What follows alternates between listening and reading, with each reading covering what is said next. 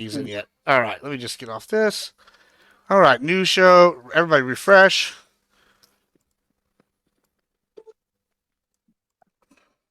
Okay. Can you hear me tapping on the mic? No. Oh, I wonder why. I mean, Maybe the noise gate's filtering it. That's good though, yeah, it sounds good. because it's an annoying tap. But I just wanted to make sure that it's that mic and not my computer mic.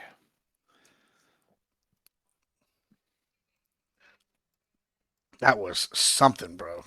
I need to smoke a bowl. I gotta take a piss, and I need to fucking squeeze the shit out of my cat after that, bro. Hey, listen, do you know how to make jambalaya? I do know how to make jambalaya. I have a really good recipe. Send it to me. I just spent $30 on it from La Madeleine, and I was like, "Fuck, I need to make it." Are you talking about the French restaurant? Yeah, Wouldn't have got the jambalaya there. That's something. Do you like spicy? it's temporary. It's temporary, but yeah, it's good. Can you handle spicy? Not that much spicy, but I can always adjust the recipe. Sure. Well, yeah. I mean, well, I have two. I have a real spicy one, and then I have another one. You cook them slightly different. Okay. So I'll give you the not as spicy one. Also, HEB sometimes has this really good roux mix that you can get, and that's even easier. And then I just add a few things to that, and that one's like almost. Yeah, I don't know. Explain it to me like I'm 5. Like, yeah. I'll give you the easy one from HEB, and if they don't have it, you can just order that online from Amazon. Like, I don't know, a day or two before. It's really cheap stuff. But the roux mix they have is really, really good. I'll get all the info. Just remind me after the stream. Tell me what roux is. Roux is the sauce. So roux, like, so say like I want to make like any kind of sauce, really. I mean, there's some of you wouldn't do this, but say I want like a cream sauce. A lot of times, this is not every roux, for the record, guys, before someone comes in here and jumps on me, but you're gonna put melt butter or another kind of oil or grease, and then you're gonna add the flour in there, and you're gonna like get it into like kind of like a mush, but you're gonna like slightly cook it in a little bit of seasoning. And then you're going to start adding the ingredient, maybe a little bit of milk. Then you start adding a little bit of milk. And it's going to be, and then you keep doing it until it's kind of like almost like paste-like substance. And then you add all the stuff and make the like the whatever. So roux is anything you start with like, oh, it's going to be the flour and the base with the butter or the oil. It sounds like I need to set up one or two campers in my kitchen. And then I need to like connect with you on a stream. Well, the easy way is HEB's got this mix. All you do is you put it in there and you cook, simmer it, and you don't have to do all the steps I'm explaining to you. Like and then you just mix it with water and whatever. It's got a lot of flavors. Then I always just like add some peppers and shit to it on my own and some of the other ingredients, and then that'll be your roux, and then you just make that into the jambalaya. But yeah, that's easy peasy. But yeah, I will help you with it if you just let me know. Yeah, I'm dating a Louisiana girl, so I need to learn how to do this shit. Yeah, we can do that. Yeah, Lynn's Crafters is the website. We picked Lynn's Crafters. I mean, we might workshop the name. I just picked it because we're pushing through things through Lynn's, and I wanted to like try it out. You know what I'm saying? Chat. Oh, there's Fabian. I gotta tell you, they gave me a fucking headache. Let me get to smoke this bowl. Jesus Christ. I like those guys, but woo, my head hurts. Bro, I was trying to have like an opinion in it. What happened? Oh God, bro. I had a real fun panel right before this, and I have a throbbing deep vein thrombosis going on right now. Mm-hmm. Do you guys know who Rad Sivnat is? No idea. The name is super familiar. I just can't tie it to. But explain it. I'm gonna send you some, baby. I just don't know who he is. He asked me to come on Friday to his show. I don't think I know him. I've heard the name before. I can't tie it to anything. I mean, the name describes everything, right? But yeah, baby, I'm gonna send you something here, and you're gonna laugh. I just don't know what's like radical about it. I always thought civic nationalism was kind of a moderate position, so for him to add rad to it is interesting. I guess I said the Lynn's Crafters thing, but whatever. Is that that's like a famous e-girl or something? Yeah, buddy, it's like the Twitch e-girl. Oh now. Yeah, weren't you guys like you and Prime and some other people on her channel? We did. It's a really fun clip. If you never get a chance, you should definitely go watch her Political Royale. Prime is on there, Wick's on there, Parallax. Prime shot a shot. Prime started off strong, beat 2 4-star generals from her chat, and Man, he was they're going good. on a roll. Yeah, he won like 4 or 5 in a row, and then you got first official appearance of Admiral Libs. So I got to debate Lactoid as the final boss of the show, and I was the lefty. And then at the end, when I won, I revealed that I bamboozled him. It's really good shit. It's probably my best comedic work so far. And it's definitely Lactoid's best comedic work. Now, I don't know about his best debate work. I don't know where the fuck people find the time to like be a streamer and also pay attention to what other streamers are doing. Yeah, I'll send this to you, Payman. If you just want to see the ending, the best part's 5 minutes. I guess if you're in the life, you kind of have to. Yeah, you got to do the networking. Really, that's the big thing. I catch up on like clips on Twitter or something, but like people are like, you didn't catch that whole Destiny stream, and I'm like, no, fucking no. Like, what do you mean? Like, it was like, obviously not. I haven't watched. I was like, yeah, if a clip comes out or something, like I'll see the clip, and like maybe if it's like super relevant or something, I'll dig into it a little bit more. Yeah, I agree. I don't watch anybody live hardly.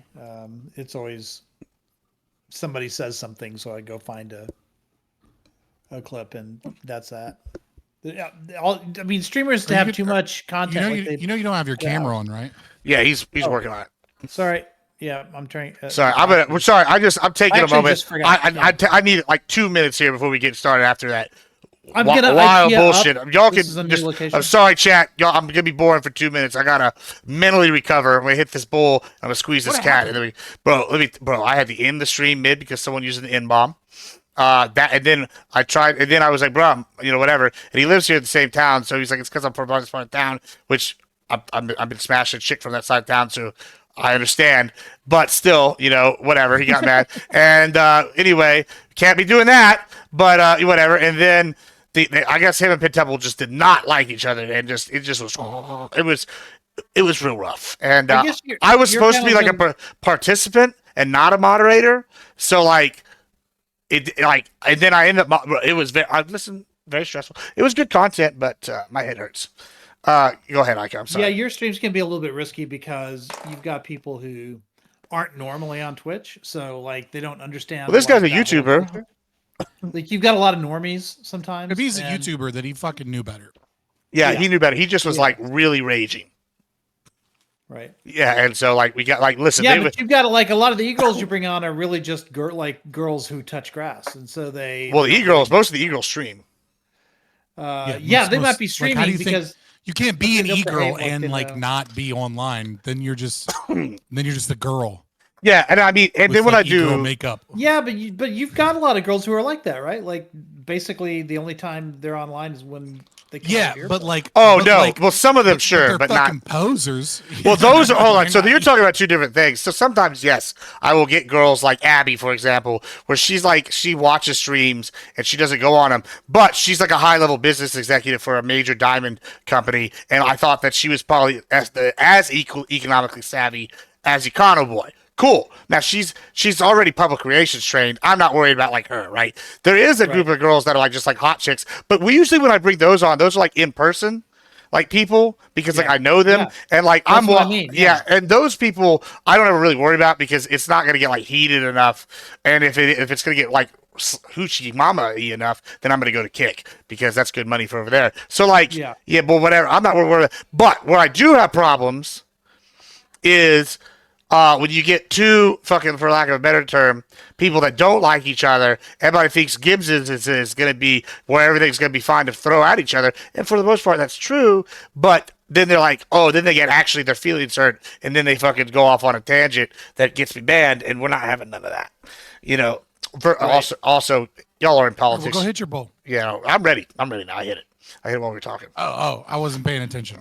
Yeah, let's go. Let's do this. So, hey, welcome to Lens Crafters. We might workshop this name. Not sold on it. But where we push things through a lens, we're going to talk and do a little theory crafting today. Talk about what is a leftist. iCal takes issue with my definition of leftist. And Fabian is here because he's always got opinions. So it's going to be perfect. And then we have, afterwards, we're going to do opposite day where we take stances that people wouldn't expect us to take. Not devil's advocate. It'd be something like, for example, easy one for me. Reparations would be one I'm for that people are very shocked by.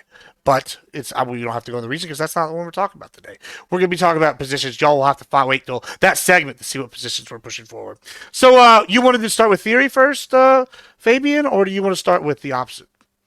Either way is fine. I'm excited to do this because, well, I did the DCS championship with you, and I love the way that you formatted things. Yeah, we're gonna definitely be doing that. And I do like these kind of like less people involved conversations. One, 2 to 3 people is a much better place for this.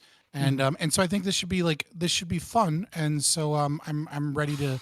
I have been given permission, all right, by Gibbs to come back into the Twitch space as opposed to just being on YouTube. Good.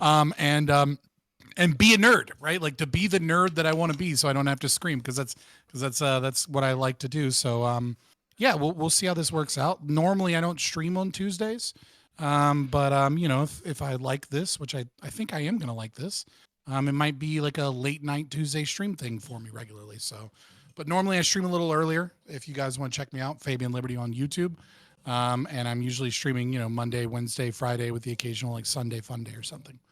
I will post the link in chat here shortly. Icon, go ahead. Tell us who you are. Yeah, I mean, I concur with a lot of that. I mean, I'm a nerd too. I think maybe, at least when it comes to like super deep knowledge, at least when it comes, Scott out nerds me. But I have other priorities too, and one of them is I think maybe everybody knows this about me by now, is I like to establish common ground to the degree that I can, so that we can better understand each other, so that when we do get around to the stuff that we disagree on, we at least sort of understand where we're coming from and can compare ideas. And I think this, the strength of an argument isn't in changing other people's mind only. I think it's also about allowing your own mind to be changed, to be open to something that maybe you've even dismissed for years. When that happens, it's extremely rare, but when it happens, it sort of, reminds me of the power of debate. And I don't consider debate to be polemics. I consider debate to be distinct from that. Debate to me is something that should allow you to get to a common ground. So when people say, "Oh, I want a discussion, not a debate," maybe this is just semantics, but what I'm saying is I want a debate, not polemics. You know what I mean? Like, yeah. There's 2 things I would add to that, right? Mm-hmm. Number one, if you want to, I think probably the greatest example of this in history that's like on video that you can like watch, right? Mm-hmm. Obviously, I'm sure there were great discussions and debates before the video camera was invented, but right. If you want to watch this, watch Mr. Rogers in the Senate hearings for discussing whether or not PBS funding should be cut. I play that. Yeah. I play that in class. Oh, okay. Year. Yeah. Yeah. But I mean, it is a perfect example of like balanced rhetoric, and especially like incredibly good use of energeia, right? Which is like, I know, but for the audience, like telling a story and making someone feel like they're a part of the story, right? By like, like when he recites the poem or the song on his show about like, what do you do when you get mad or when you get angry? It's a great example of that. And then secondly, in psychology, they have this kind of like, they have this field of research within marriage and family counseling, right? About the difference between, couples that argue and couples that fight, right? And, they showcase that if you as a couple, if you don't argue, your marriage is essentially doomed to failure. Like couples that like put things off to the side and don't hash things out, their marriage fails, right? But there's a difference between fighting and name calling and things like that and arguing where you get to that position. And I do think it's something we need more of as a society, but I'll shut the fuck up now. Yeah, I mean, basically I agree with all that. It's good. I will just, one little quick thing I want to add, and then we'll just jump into the topic. I'll have one thing too. Well, okay, go ahead and say your one thing real quick. Oh, just quick. I it's think one of the the things that I always see, as long as we're saying good things about each other right now. I hate you both. One thing that Scott does, which I don't know, maybe you like this, maybe you don't, Gibbs, but Scott's a master of the Ciceronian digression, which is to say it's something that Cicero was really good at. He would take a topic and then he would move on to something else, which seemed like it was unrelated. But then by the end, you understand like what it has to do with the point. Well, I will add to that. So I I actually get mad when people interrupt my rants. Okay, So- they're not Yeah, yeah. rants. I'm so- coming full right, circle. right. So Right. it's funny you say that because well, two things. God damn it. The first one, remember what you just Cicero thing. We come back Cicerone when I intercussion. ask you in a second. That's gonna keep my it's memory. pronounced Kikaro. Yeah, I don't give a okay. shit. Listen. So like what I was gonna say, actually let's do the Cicero thing first. When I'm sitting here looking at it, that's how I would like to argue on these panels. If I could do what Scott in some ways is better than me in regards to this. He is much more able for whatever reason to like guarantee that he gets his time and he's going to talk, even no matter what. Now, when I say something, I'll say one sentence, and I already have 10 people objecting, and they won't even let me finish. And I'm like, man, if y'all just waited for sentence 2 and 3, y'all would have some real shit to object to. But no, y'all won't let me even get there. So I got to give him credit for that. You definitely are very good at doing that. So if I could do the You know what that Cicero, is? it's called. You know what it is? What is it? Tell me. You know why? You know why it works that way? You know why you get interrupted? Is you start off spicy, and Well, that's your biggest problem. Well, yeah, because What you do and wanna it's gonna do- get What spicier. you do is it's just like he's saying, you establish common ground. Notice when I go on long rants and I don't get interrupted, the first thing I always say is like, hey, listen, I hear you on this. I understand what you mean by this position. And then I steel man my opposition and I make them recognize that they're heard in what it is. And then they're way more likely to give me grace as I start to build my argument. And I don't start saying the spicy shit or like the offensive, like to their argument or insulting them until I'm already at like sentence 4 or 5. But now they're invested in the argument. Sure. I think that's maybe some of it. I do like to start off spicy. I mean, I've done the common ground thing. I also have done, I've had to adjust my tactics quite a bit for Twitch poll. You got to read Carl Rogers. Yeah, I mean, You'll get it. listen, I'm not disagreeing with you. I've There's got a Carl reason Rogers why. on the shelf. There's a reason why I start the way I do, and part of it is the content. Like that, WWE villain. I'm willing to be everybody's favorite Twitch bad guy, but as long as my people hear the point, because my people like it, right? Like I'm trying to stay on, and I do try to build common ground. And I think they works better these small shows. Also, most of the shows we're on like together are like the bigger, spicier ones. It's usually the 8 people panels, right? Like in this kind of combo where it's like 2v2 or 4 people, anything less than 5, I definitely don't start off as spicy. Usually, I'm much more. Because I know there's like a certain amount, but it's like 8 people. However, so I guess should we wait for him? I want to segue to the other thing. But yeah, so I would do the But then he Cicero. dipped out. And Yeah, damn it. Headless phones. Yeah, I was going to say though, I would love to do the Cicero style here that y'all were just talking about, but it's just never worked out for me. Although in real life, that is how I debate. Like if I'm at the bar, I'm like, now check this out. I know this doesn't seem related, and I'll go on my little thing and then bring it back home to what I was trying to say. It's like a big circle. But it's just it's not a style that's worked for me online, and I developed a different one I think I like. So whatever, fuck it, fuck these putos if they can't take some insults. Well, part of the reason that style has worked for me, right? It's because you're also like just gonna keep talking, and I'm gonna like eventually be like, Well, no, I don't want to laugh at them. sure. I mean, like, sure, you're gonna have to have. I mean, that's just a confidence thing. I don't think you lack that. Yeah, no. I'm just but, gonna like, laugh at part them. of the Is what I'm reason. gonna do.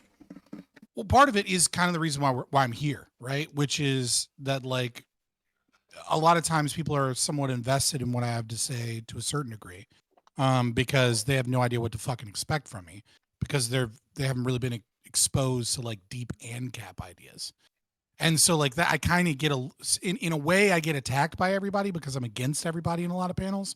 But in a way, I Sure. often get grace because people don't know what the fuck I'm gonna say, and so like they kind of set themselves up for traps because like I can guess what a lefty or what like a righty, like most of the people I can kind of guess what their arguments are from like the first couple of words in their sentence. But like for my ideas, a lot of times people can't do that because they're it's not like my ideas are superior, which they are, but it's more just like familiarity. I found the ultimate defense against that strategy, though.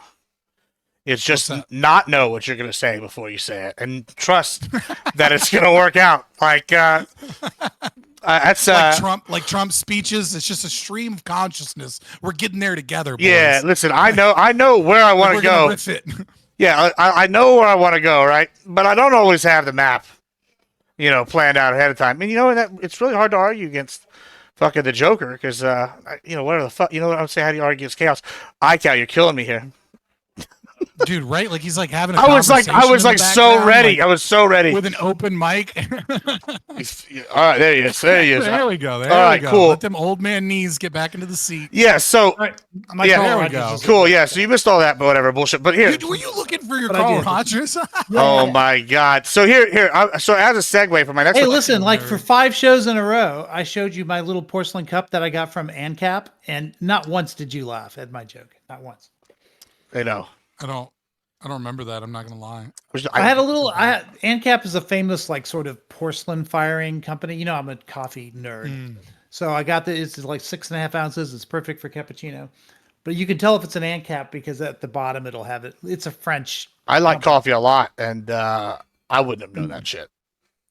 I'll show it to you next stream. Yeah. Well, there's a difference between liking coffee and being a coffee nerd. Like you ever got on Don't worry, YouTube Shorts or TikTok and seen like the people being I've like, done the deep dive. I bought this new $600 device that aerates it slightly better. Yeah, I I'm have into a the couple of buying those of videos beans myself. Yeah, Yeah, I'd be going like. I've made a few. Yeah. So anyway, back to All right, the let's go. thing. So yeah, perfect segue. I also think the reason why we're glad we're doing this show is because I like knowing where people's boundaries are. Like even if you can't come to like an agreement on something, you can at least be like, well, where can we find common ground somewhere else, kind of thing. So going into that, my definition of leftist, and this is what you kind of wanted to object to or talk about today, is basically anybody left of center.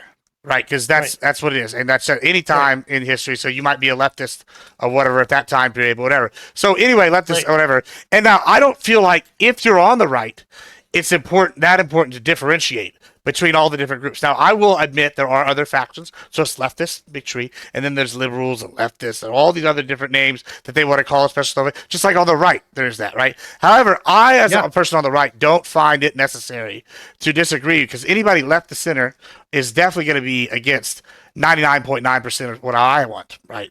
And it's more important for me to fight amongst my righties about the specifics. Now, that's kind of how I look at things. Now, Sure. Thoughts? Well, I think when you do that, you end up doing to the right what you intend to do to the left, which is now you're lumping yourself in with people who, the further right you go, like Elon has been fighting with these people, right? Like he started tweeting that that's why I caveat it. Yeah, that MAGA needs to weed itself of all these racists, right? Who didn't like his H-1B stance and stuff. So, like, yeah, you have to make those distinctions on the right as well, mainly because there are times when you have to, like, forge an agreement with the other side. You know, Ronald Reagan was very famous. What is it he said? An 80% ally is not a 20% traitor. Like, he wanted to make deals in that regard. So I think, I think there's about 7 or 8 gradients the last time I looked in terms of what separates a Marxist from a neoliberal. And I in fact, the Marxists hate neoliberals way more than they hate conservatives. Like that's where the big division is, I think, is whether or not you accept capitalism as a legitimate like economic system that should continue to exist in the world. That's where the big division is. And there are people on the left who are on what you would consider the right side of that line. I would say mainstream liberals as well. Maybe if you want to give thoughts, then yeah. Yeah, so I'm of two minds on the concept of like leftism or what the left is, right? So, and this kind of breaks down into 3 points that I kind of want to make. So the first point is, Gibbs, at its face, I agree with you, right? What leftism is anything that is considered on the left culturally, right? Historically, it is, like leftism would have been anti-monarchy. We've discussed this a lot when we were talking about the socialism Hitler, Nazi, or whether or not Nazis were socialists kind of debate, right? And so, the left is in that regard, defined by what is culturally speaking more liberal, more tied to certain philosophical axioms. And that position shifts. But once we recognize that the left is tied to certain philosophical axioms in some regard, what it is that drives it to the left, I think we get to a better understanding of what leftism is in that regard. So what I would say is that the right tends to be, and Marx was probably right about this, is reactionary, right? The right has these set of values, but these values are always negotiable. And so it's much less philosophical axioms so much as it is values, cultural values that the right attempts to maintain. And this is why we see historically and through modernization that the right constantly just kind of shifts to the left. And it's exactly why I think you describe you're more concerned with gatekeeping the right from going too far in that regard, right? And it's also kind of the it's also why Burkean conservatism makes sense, right? Like you can't really have a Burkean leftism or Burkean progressivism, right? Like because Burkean progressivism would be Burkean conservatism. It is, look, we want to It's how the left make and right progress. interact. Yeah. Right. Like we want to make progress, but we want to make sure that we don't throw the baby out with the bathwater, and we want to go slowly, and we want to ensure that like whatever cultural traditions and institutions we have remain strong. And it's imperative as a society that we recognize that sometimes it can take an entire generation before we recognize the outcome of an institution, let's say like the church going away, right? The church can go away in one generation and it's not really a big deal, but that's because there's an entire generation of people that were raised by people that went to the church. It's when you have people that were raised by people that never went to church that all of a sudden we start to really feel the cultural kind of like impact of that. So what axioms I would propose undergird both historically and in any kind of like at any time period, leftism, like what are these concepts that the right negotiates with and comes closer and closer to, but are the concepts that anchor the left to this place? I would posit that they are collectivism over individualism, right? And so this would begin with Hegelian dialectics, the giving a moral status that is higher to the collective over the individual, right? The society, right? Like you could also obviously look at it from Marxism and like class struggle and like the proletariat, et cetera. But you could also look at it from the utilitarian perspective, right? That like an individual is value, or what they do is not as valuable. Like it's okay to sacrifice one for the needs of the many. So I would say that one axiom is that collectivism is better than individualism. Second is altruism over moral duty, right? Like you see this on the right with like Christianity. You see this with certain traditional religious values. You see this with Kant. You see this with all the way back to Plato, right? Like every time, this one might be controversial because the right also embodies this concept of self-sacrifice over one's own rational self-interest. But this would be my kind of libertarian hot take on that. The next one I think is pretty obvious: equality of outcome, right? Or equity, or disparate outcomes, et cetera, right? That it is evidence of some wrong or social ill that some group of people do not attain what other group of people attain, or that they, and even I would even go so far as to add to this, though I think this is probably more housed in the right, equality of opportunity. I think the concept of equality is a myth that is grounded in leftism. And then the last of the four, which is subjectivity of truth, right? I think that it is that the left has this concept that contradictions can exist, or that like individuals have their spoken truth, and it is right-wing philosophy that posits that there is an objective truth, there is an objective morality, that there's like a universal kind of thing. And you're going to see this, in the postmodernist movement. You're going to see this in you're going to see this in a lot of left-wing spaces. Now, there may be some that I'm missing, but I think those are kind of the big ones that are the axioms that push towards the left. And I think the right is more reactionary in that regard, and that they react to those axioms, and that they move along with society. They try and gatekeep and slow down society from that philosophy. And then there's a very small cohort of actual right-wing philosophy that isn't that, right? Like objectivism would be one example. orthodox ortho bros, right? You know, there's a few philosophies that say, no, we stick our fucking pole in the sand. We don't cross this fucking line, period. Like, this is what it is that we value, et cetera. That would kind of be my argument. So when I say this, I'm gonna respond to you, Ical, real quick. But I agree with a lot of what Fabian said. However, as nuanced as that is, I'm gonna be honest. Sometimes I like the Occam razors that shit. You know, we're gonna just simple it down. Sometimes real simple, real good, right? And that's how I'm kind of thinking on this one, right? So the reason why I caveated it when I was opening up with this, on the right, I definitely recognize there are lots of different groups, right? Like Fabian and I have very different like right wing ideas about like not like, for example, I'll tell you the one I believe might makes right. He's like what is it, non-aggression principle, right? That's a big thing. Now I find it much more valuable. Well, listen, I I'm disagree, but I wouldn't say that wasn't right wing though.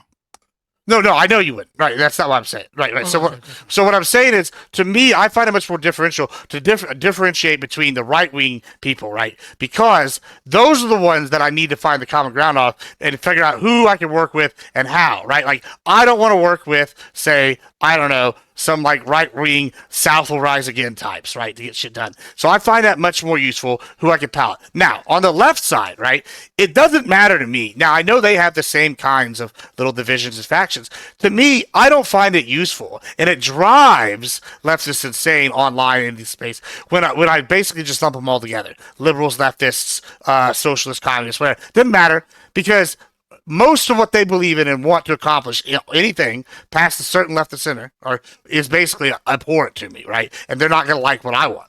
So it doesn't matter to me to differentiate, because everything I want, they're going to balk at, right? So whenever they happen to have something they do agree with me on, cool. That's just gravy. I don't think that it's even necessary as a conservative commentator to even like get into the nitty gritty or play this game, because you'll go on panels and these people will just argue about, well, I'm actually a liberal, but I'm not a left. Or I'm just it just I don't think it's helpful. And I mean, why would I even want to do that? I mean, I count. Well, because I think there's a risk there, right? Because if you're going to lump them all together and say they're all the same, and then you reached agreement with somebody, because maybe you found somebody who was a mainstream liberal or even a neocon who like agrees with you on some of your military stuff, then your logic would say that, okay, you agree with the left now. The left agrees with you now. And in fact, there's a ton of disagreement with you. It's just that you found a strain, a political strain that agrees with you when it comes to capitalism, right? But they might not agree with you on other things. Like, and I think you've got to acknowledge those. Otherwise, you end up not just. But not all capitalism is the same, though. But not all capitalism is the same. That's why that can't be the dividing line, in my opinion, right? Because like, there's some forms of capitalism are real bad. Like I don't want So this is why I said collectivism over individualism. Yeah. Right? Like, this is why it's an axiom, because I don't think capitalism is the dividing line. I think capitalism is a natural follow through of individual liberty, right? Like when you say that an individual can own property, that an individual can trade with other individuals, et cetera, right? But when you put the will of the collective above that of the individual and say that some individual success or merit can be sacrificed for the good of the collective, is when is the axiom that grounds anti-capitalist philosophy, right? Is that it's not right that one individual rises because of whatever reasons above everybody else when all of these other people are poor. So I would say that the anti-capitalist kind of bent is less so important, because it's a consequence of valuing the collective over the individual as an axiom, and that you see some level of distribution of this, right? Because the far left, that's super anti-capitalist, is very pro-collective over the individual, but like the neoliberal Democrats on the left are like, look, we need welfare, we need wealth redistribution, we need some regulations that like work out for the common individual, right? Like there's a gradient of to what degree they value the collective over the individual in that regard. Yeah, Elizabeth Warren says that she wants to save capitalism, and one of the reasons she wants to save capitalism from itself is the way that she puts it, and it's because she knows that the welfare state that she supports needs something to tax, And if capitalism falls apart, welfare falls apart. We talked about this It's a like little the bit. Nordic model. Yeah, Right, like the Nordic model, massive wealth redistribution with low regulation. And which, by the way, high capital. Maybe we'll get around to this, but Trump just said that he wants a sovereign wealth fund, which really shocked me to hear. So it sounds like there are elements of the Nordic model. This again, maybe this is horseshoe theory. But hold on, There are elements to the right who want to do this. I hate to interrupt you. I'm sorry, but let's just real quick on that. And so this is what I all right. I just want to critique my own side here. Like I know people try to pigeonhole me as MAGA, but it's something I'm not. I'm not MAGA. Right. I'm a very I'm like adjacent, right? However, people are like, oh, I can't believe he did this on the right, and I'm like, bro, he's a New York Republican. That's a Democrat. Like he's a '90s Democrat. Like so, whenever he does something like this, it also looks like a populist move. I'm just annoyed that they're like, oh, I can't believe this is happening. Like, I wouldn't be surprised to see that he looked at Alaska, for instance. A lot of conservatives in Alaska, but they have the closest thing to a sovereign wealth fund right now. Well, there's also like 200K people in Alaska. I understand. Yeah, and there's a lot of oil. Well, to be fair.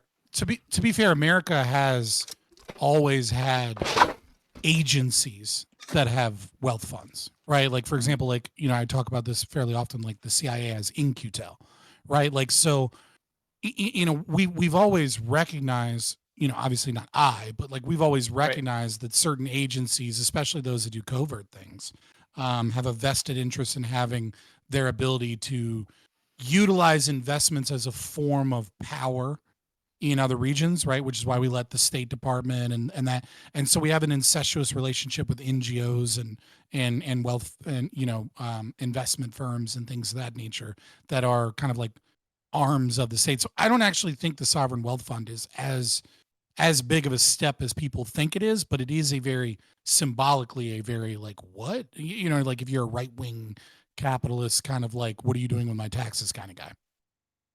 Mm-hmm. What doesn't Chile have some private investment like tied into their like retirement system there? Like I don't remember. Yeah, privately managed individual account-based pension system. I thought that was interesting. That came from the right, not from the left. I'm a little like I'm pretty interested in see how this sovereign wealth fund comes out, Mm-hmm. right? Like I on its face, I'm pretty concerned. Like, let's just be honest. Like, I have. Do you remember when Obama bought a bunch of like auto companies like after the 2008 crash, and there was conservatives at the time were very concerned that he was going to keep them and make it like a significant revenue source of the federal government. In which case, the federal government would then like own swaths of the private sector. Now he didn't do that. He ended up. Well, they already do that though with returning like the post ownership. Office, right? Like in the post office. That's in the Constitution. Well, post office is in the Constitution. Sure, I get that. Hold on. Would be Amtrak. Well, no. There's a reason why I picked that. It is because they're in the like Constitution. A bunch of Amtrak stock. See, don't be predictive. The reason I picked it is because it is in the Constitution. Just because, listen.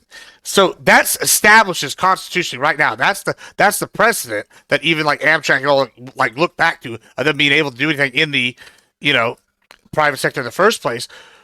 I don't know. Like I don't know on its face if I would be able to object to the automakers thing. That's another thing. Like I'm gonna give credit. Cash for Clunkers seems to have worked out as a good program. I don't like 99% of Obama's things, but well, we can debate. Cash for Clunkers is one of the big. No.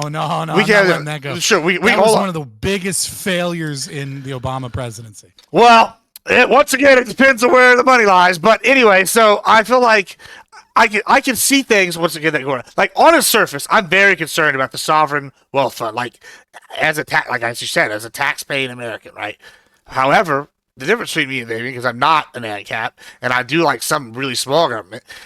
If you're a neocon, you're comfortable with big government. Well, I would like small. I would like it to be a little bit different structure. If there was a way they could sell this to where I would guaranteed come out on top. Then I could see it, but I don't trust the government to do that because bureaucracies seem to be woefully inefficient compared to the free market, and I think this is one way or another. It's going to come back to bite me in the ass.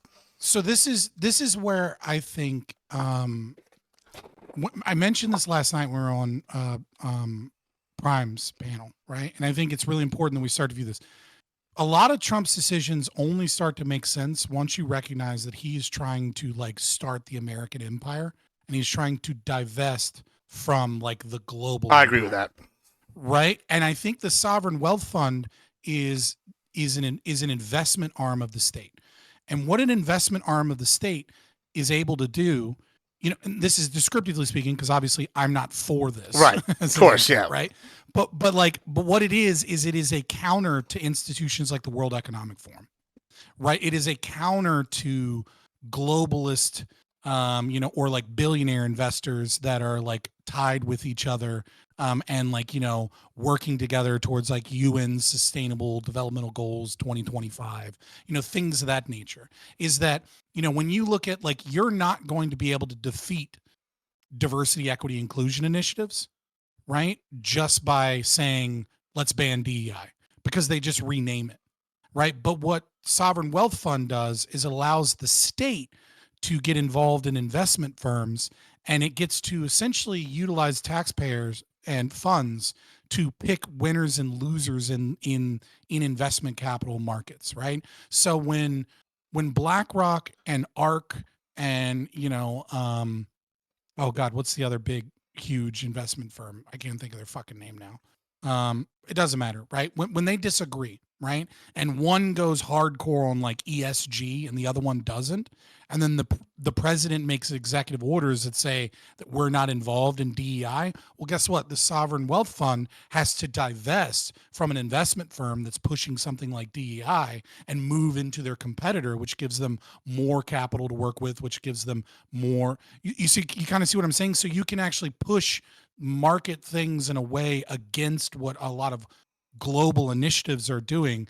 And as much as I dislike it, I feel like you might be for that. The problem is once you set that up, what happens when you have a Democrat in office and they do the exact opposite? Well, now all of a sudden they start utilizing our taxpaying dollars along with these initiatives. Right. No. I absolutely agree that you brought the American Empire thing, right? Like I think you brought that up yesterday. I absolutely agree. That is the thought process behind this. I'm you know, honestly, you're right. I am pretty pro. That's why I'm saying there could be a way to sell this to me, right? Like I'm open to it. On its surface, on my face, I have severe concerns, and a lot of those stem back to like what you said. It's not necessarily my guys doing the bad thing; it's what'll happen if somebody else gets in power, and like that could be a lot way worse than not having it at all. I also agree that it is the American Empire thing, especially after today's news with the Gazans that have now been informed. Holy shit! God damn, bro, Trump is doing everything I've been wanting to do. Just like he is letting America's dick hang low. The American Empire is here, bro. We are about to be could we doing have shit. spaced out the Sovereign Wealth Fund with the America's going to take over the Palestinians? Could we have spaced those two things out just a little bit so that the Jewsburgs could calm the fuck down? Because the idea that they're like Bibi Netanyahu and him are going to be doing handshakes to fucking take over Gaza, like within days of setting up the Sovereign Wealth Fund, is just like, I have so many like Jewsburgs that are just like, dude, so he's getting involved with the banks the same day. They're like, I'm just noticing, like, Jesus Christ. Well, I didn't put that like together, he's trying to grow the alt-right. No, what does he mean? What does he mean? Hold on. I don't know if that's the goal there. Wouldn't it be the opposite? I know it's not the fucking goal. I'm just saying that's a fucking, you know, from... Well, hold on. How does that even make sense? Those two would be inherently. So wait, okay. Well, hold on. Well, I need you to listen. I thought I was tapped in on the conspiracies. All right, you're telling me. Let me just so that he thinks that Trump going in and saying we're taking over Gaza. They're telling me is somehow code because he's also going into the banks and like I don't know, fucking with them. That they're. I'm not saying they're necessarily linked. I'm just saying they're both ammunition for the Jewsburgs. Yep. So yeah, their argument those two are connected because it's the Jews run a global. Their argument is always that everything comes down to the Jews. Right? Well, then we're gonna make. I mean, it doesn't make sense because it seems like it'd be the opposite. Because I don't think that Netanyahu likes the idea of Trump coming in and saying this is our turf now. Like you think? Yes, he fucking nah, does. he doesn't want that. He loves that. No, Netanyahu has had free reign to do whatever he wants. Yes, he does. This is what's gonna 110%. Israel, look, if like this is all right, he can't like this. I guess I have to be careful. Yeah, be careful. Don't get TOS. YouTube, right? But I'm just going to say that Israel is absolutely going to have a large amount of control, and it is going to work in their favor to engage what I can only call is like voluntary ethnic cleansing, as he describes it, where he wants to move every Palestinian out of Gaza and then build fucking Mar-a-Lago 2.0. Who do you think, like, is that going to be right? Like, is like, you know, like it's going to be a beautiful trail of tears. Like, you know, it's gonna, biggest, we're gonna have Cherokee roses everywhere. But no, like, Israel's absolutely. Do you think it's going to be a U.S. territory? No, he's going to. No, I'll tell you what I'm thinking. Have control over that area? Can I give Israel? Can I give you my go thought? ahead. All right, yeah, this is. I'm spurging. This is what I foresee happening. Now I'm become the Jewsburg. Yeah, so let me just. This is what I foresee happening. All right, Israel's got to do what we want. They got to back our plan. Trump comes in, clears out, whatever. What are they called? Fucking Hamas clears them out, or at least he goes in there. He could go in there under the pretext so the Dems can't complain because they want someone to stop the genocide. He's gonna be able to say, "Hey, I gave you what you wanted.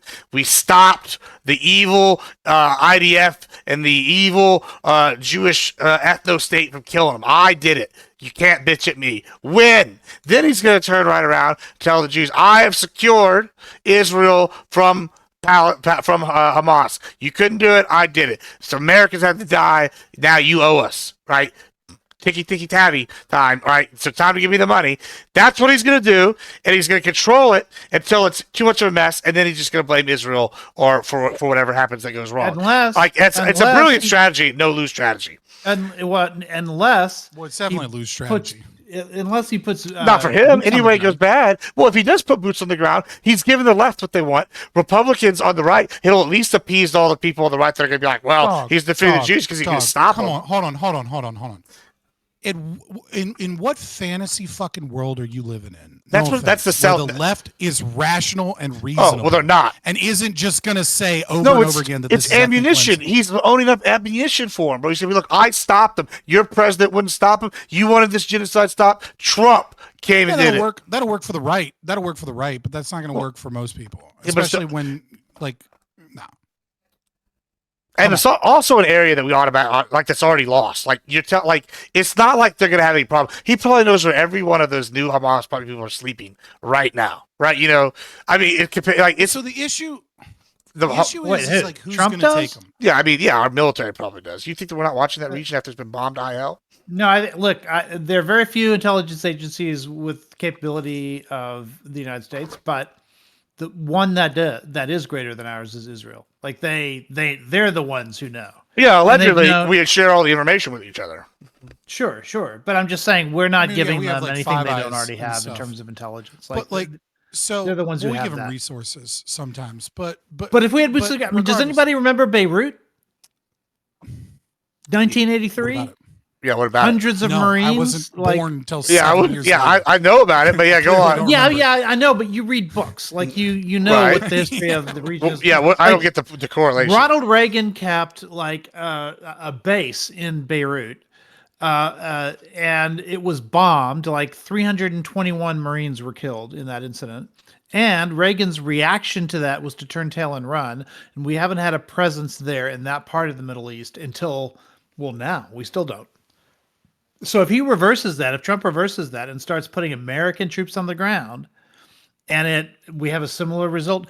How the USS Cole created a bunch of shit, and it didn't have anywhere near that kind of lethality to it.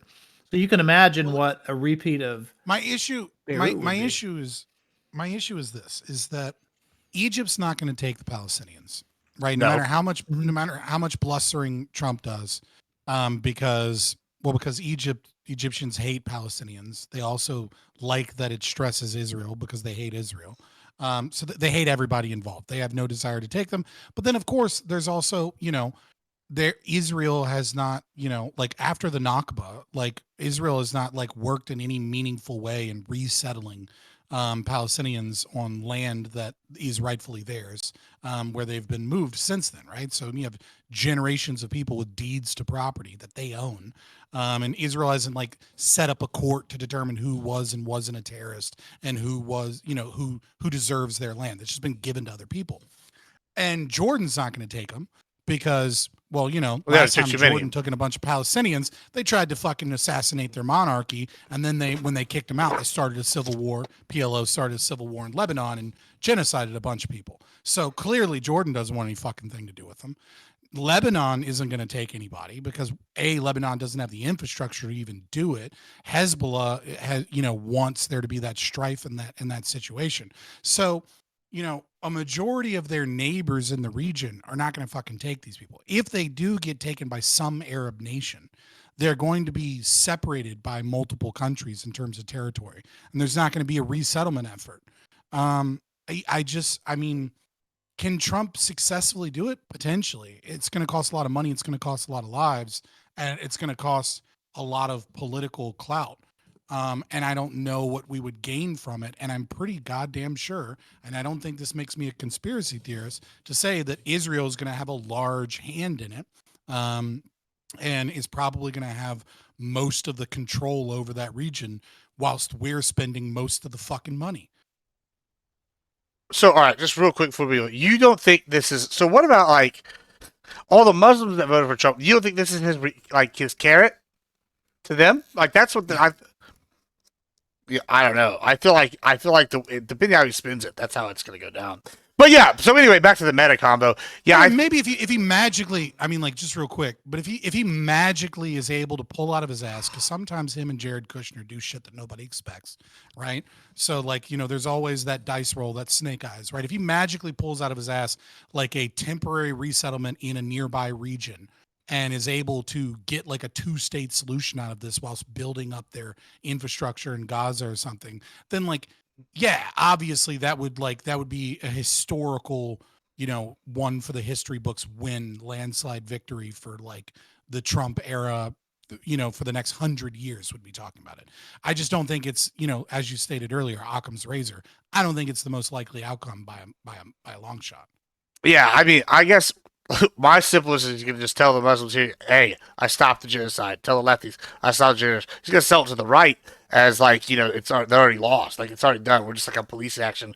I don't know. I think people on the right also kind of don't like people are getting wiped out over there. I feel like it's a pretty gross situation that people on both sides are almost like somebody's got to step in. I just see him selling it as this should be bipartisan support. That's his thing. I feel doing but yeah, I think it extends the American Empire thing that Hitler had. Okay, since this is the rule of the internet, we always have to bring it back to Hitler. Of course, the one thing that Trump lacks that Hitler had started with shots is control over the media. He is able to sell things to his base, and he's able to sell things to some people via the reaction that the media has and controversy, right? Like he says something controversial, then the media dogpiles, and then they go Trump derangement syndrome, and then normal people are like, that's not what he said, right? But he doesn't actually have control over the media. The state media Leviathan is not in favor of Trump. And so his ability to sell something is always going to be up against a wall, which is the media taking the worst possible interpretation and attempting to sell that. And I think what you're going to see is if no matter how this goes, you're going to see the media constantly saying Trump is doing ethnic cleansing. Trump is driving these people out of their homeland. Look, and and people are going to die. There's no way this gets done without people dying, because Hamas isn't just going to go, thank you, Trump, hug them, and then walk to a fucking country, right? They're going to fight back in some regard. And every time that happens, the media is going to show those photos, show those videos. They're going to downplay the success, and they're going to up and then play the fuck out of a dead kid that's been blown up. And I don't think he's selling this as a win to the Muslims. Do you agree with that sentiment? Well, he's spending the Dearborn crowd for one. I think I don't know how they're going to react to it. I think it's going to take some time, but I think it's pretty extreme reaction. I don't think it's hard to sell a new Trail of Tears to the people who are being affected by it. I mean, what are the specifics? I basically saw maybe this ties to our last night's discussion too, right? Maybe this is where all that USAID money has to go. Oh, yeah, maybe. We're just going to stop USAID, and we're going to funnel $42 billion into a project in Palestine. Absolutely. And now we're going to have billions to create jobs and stuff. And then just call this all USAID. I mean, what if he like? I mean, on the surface, That would not shock me.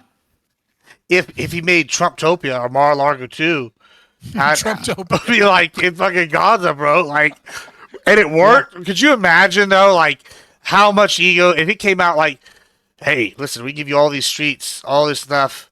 If you just get rid of Hamas, and that actually worked, like, and he's like, I It won't guarantee work. Israel Here's won't. why it won't work. They've You been can go given look that at videos offer before. They've been year given after that year before. for Like if you look decades. at if you look at videos of Gaza before October 7th, right? You will see tons of fucking resorts and hotels and electricity, and you can also Resorts. like, in the first. Yes, resorts. They Resorts. have fucking resorts, and you can go and watch the videos. They existed before October 7th, before this kicked off again, and during the first Camp David Accords. Like part of the deal was that they like when they pulled back, is they gave them businesses, like they gave them like bakeries, they gave them a bunch of like restaurants. They like Israel like gave up businesses and just handed them over, and their response was to burn down a couple of the businesses. Now, when I say them, I obviously don't mean that the fucking Palestinian people are a monolith, right?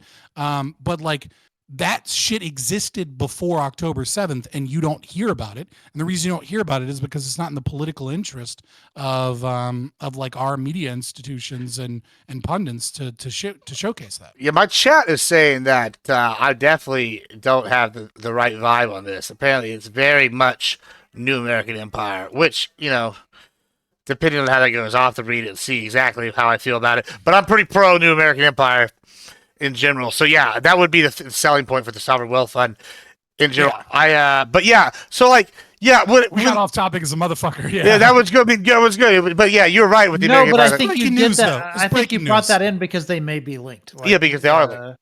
And I think USAID is linked too for the reasons that Scott just gave. Yeah, I can absolutely see That money, that 42 that's where billion the has to go funding's being somewhere. redirected. Well, Yeah, I mean, on that's top of that, I mean, like I said, it's when you look at these things. My thing necessarily hasn't been with USA. You brought this up yesterday, where I'm not inherently opposed to it. I just want someone at Right. the top that is like, what's the end goal? What's this? Because I can look at stuff in that list that clearly needed to be cut, like just like didn't work out. And if that's anything remotely close to their stated goal, and I can also wager that even if it wasn't, or they had some clandestine goal, some of these countries barely exist anymore, like from last year. So I'm just like, no, I don't buy it. But yeah, I do think we're moving to very much a New American Empire kind of mindset, and which is why it's not important to me to define the difference between neocons and all these other things, because like I said, it's just gravy whenever they agree with me. Like, I'm not expecting to win that vote most of the time anyway, because they don't want what we want.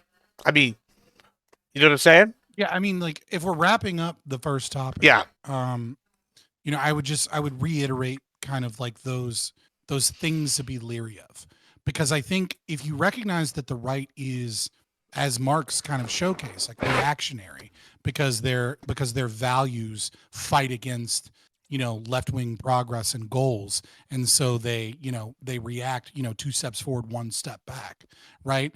Then I think it's imperative upon people that sit on the right to look for those things that I described, right? Collectivism, altruism as a moral duty, equality of outcome, equality of opportunity, and a disconnect from objective truth in favor of subjectivity of truth.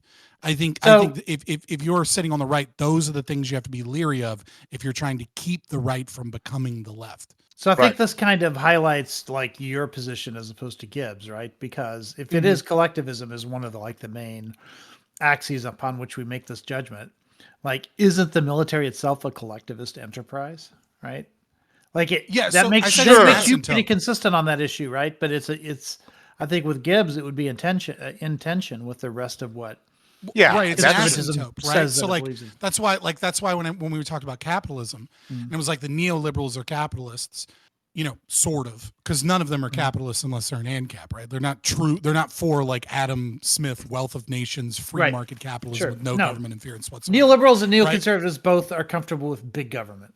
Yeah. Right, exactly, right. And so it's an asymptote, right? So, you have to be, I mean, from my position, right, when I step out of the domain of an internal critique and I start talking about my position, then my position is, kind of this place where recognizing that that's an asymptote. The only way to get rid of it is to truly get rid of it, right? Is to fight every instance of it, which would include almost everything in the right wing, for pure free market capitalism, pure individual liberty, right? But if Gibbs or other conservatives are trying to keep the right from becoming the left, then they have to be leery of where they sit, and that they have to be leery that they don't make more and more steps in that direction towards collectivism. Or like I said, it's also like there's this cross between like you said with the big government thing. I want, like, it's not necessarily that I want big government, it's that I want government strong enough to get shit accomplished. And I guess, according to Fabian, that'd probably be any government's big government, right? It's bad government. But I'm over here going, like, I want the U.S. military, right, to have some teeth. I want us to be really good at foreign policy. I just don't think on an individual level, we could compete with, say, like China, right? This like countries exist. We need a big, mean government, lean, mean, killer machine. But the emphasis is on lean, right? I would much rather prefer to build, like, I don't know, like a tiger. It's got a lot of muscle, it's got a little fat, as opposed to, like, say, I don't know, a hippo. Even though a hippo could probably kill a tiger, like as far as the government kind of thing, right? It's a bad example. Yeah, man. sure, but Hippos like, are badass. yeah, but hippos are also kind of restricted by one big thing. Water, like it's kind of like they're badass. All I'm saying is when I was a child, all right, I saw Steve Irwin on a nature documentary, and I watched this man fuck up alligators and smack them on the face in crocodiles like it was nothing. And then I was watching him in a John boat one day in like wherever the fuck hippos are in Africa somewhere. I don't want to say the wrong word, but and it'd be like, it's not in the Serengeti. Oh, yeah. It's actually in the grasslands, whatever. Right. And I saw him be like, all right, we're going to hop out and we're going to make sure that we stay at least a couple 100 meters away from these hippos. And I was like, oh shit, yeah, hippos are not one to be fucked with. If Steve Irwin doesn't want to get anywhere near these motherfuckers. Yeah, and apparently elephants during musk is even worse than that. That's what I was reading recently. They're real crazy. They have videos of them fucking up hippos. I'm like, anything that can fuck up a hippo is a problem. Oh man! And the really bad thing about hippos is they work in packs. Like, you don't want to. Anyway, we got off subject again. But yeah, I don't know. I'm pro empire building, but I am very hesitant. I'm very afraid, because like you said, Fabian, with the line, it's not necessarily like when my people are in charge. It's like how is the left going to take what the right has created and bastardize it, right? Like that's. Well, yeah, it's like. Yeah, it's like Satan. It's like Satan can't create nothing, but he can fucking corrupt everything, kind of thing. I saw somebody on Twitter, and they had posted something. It was like some rhino, some like Lincoln Project-esque type person, whatever, right?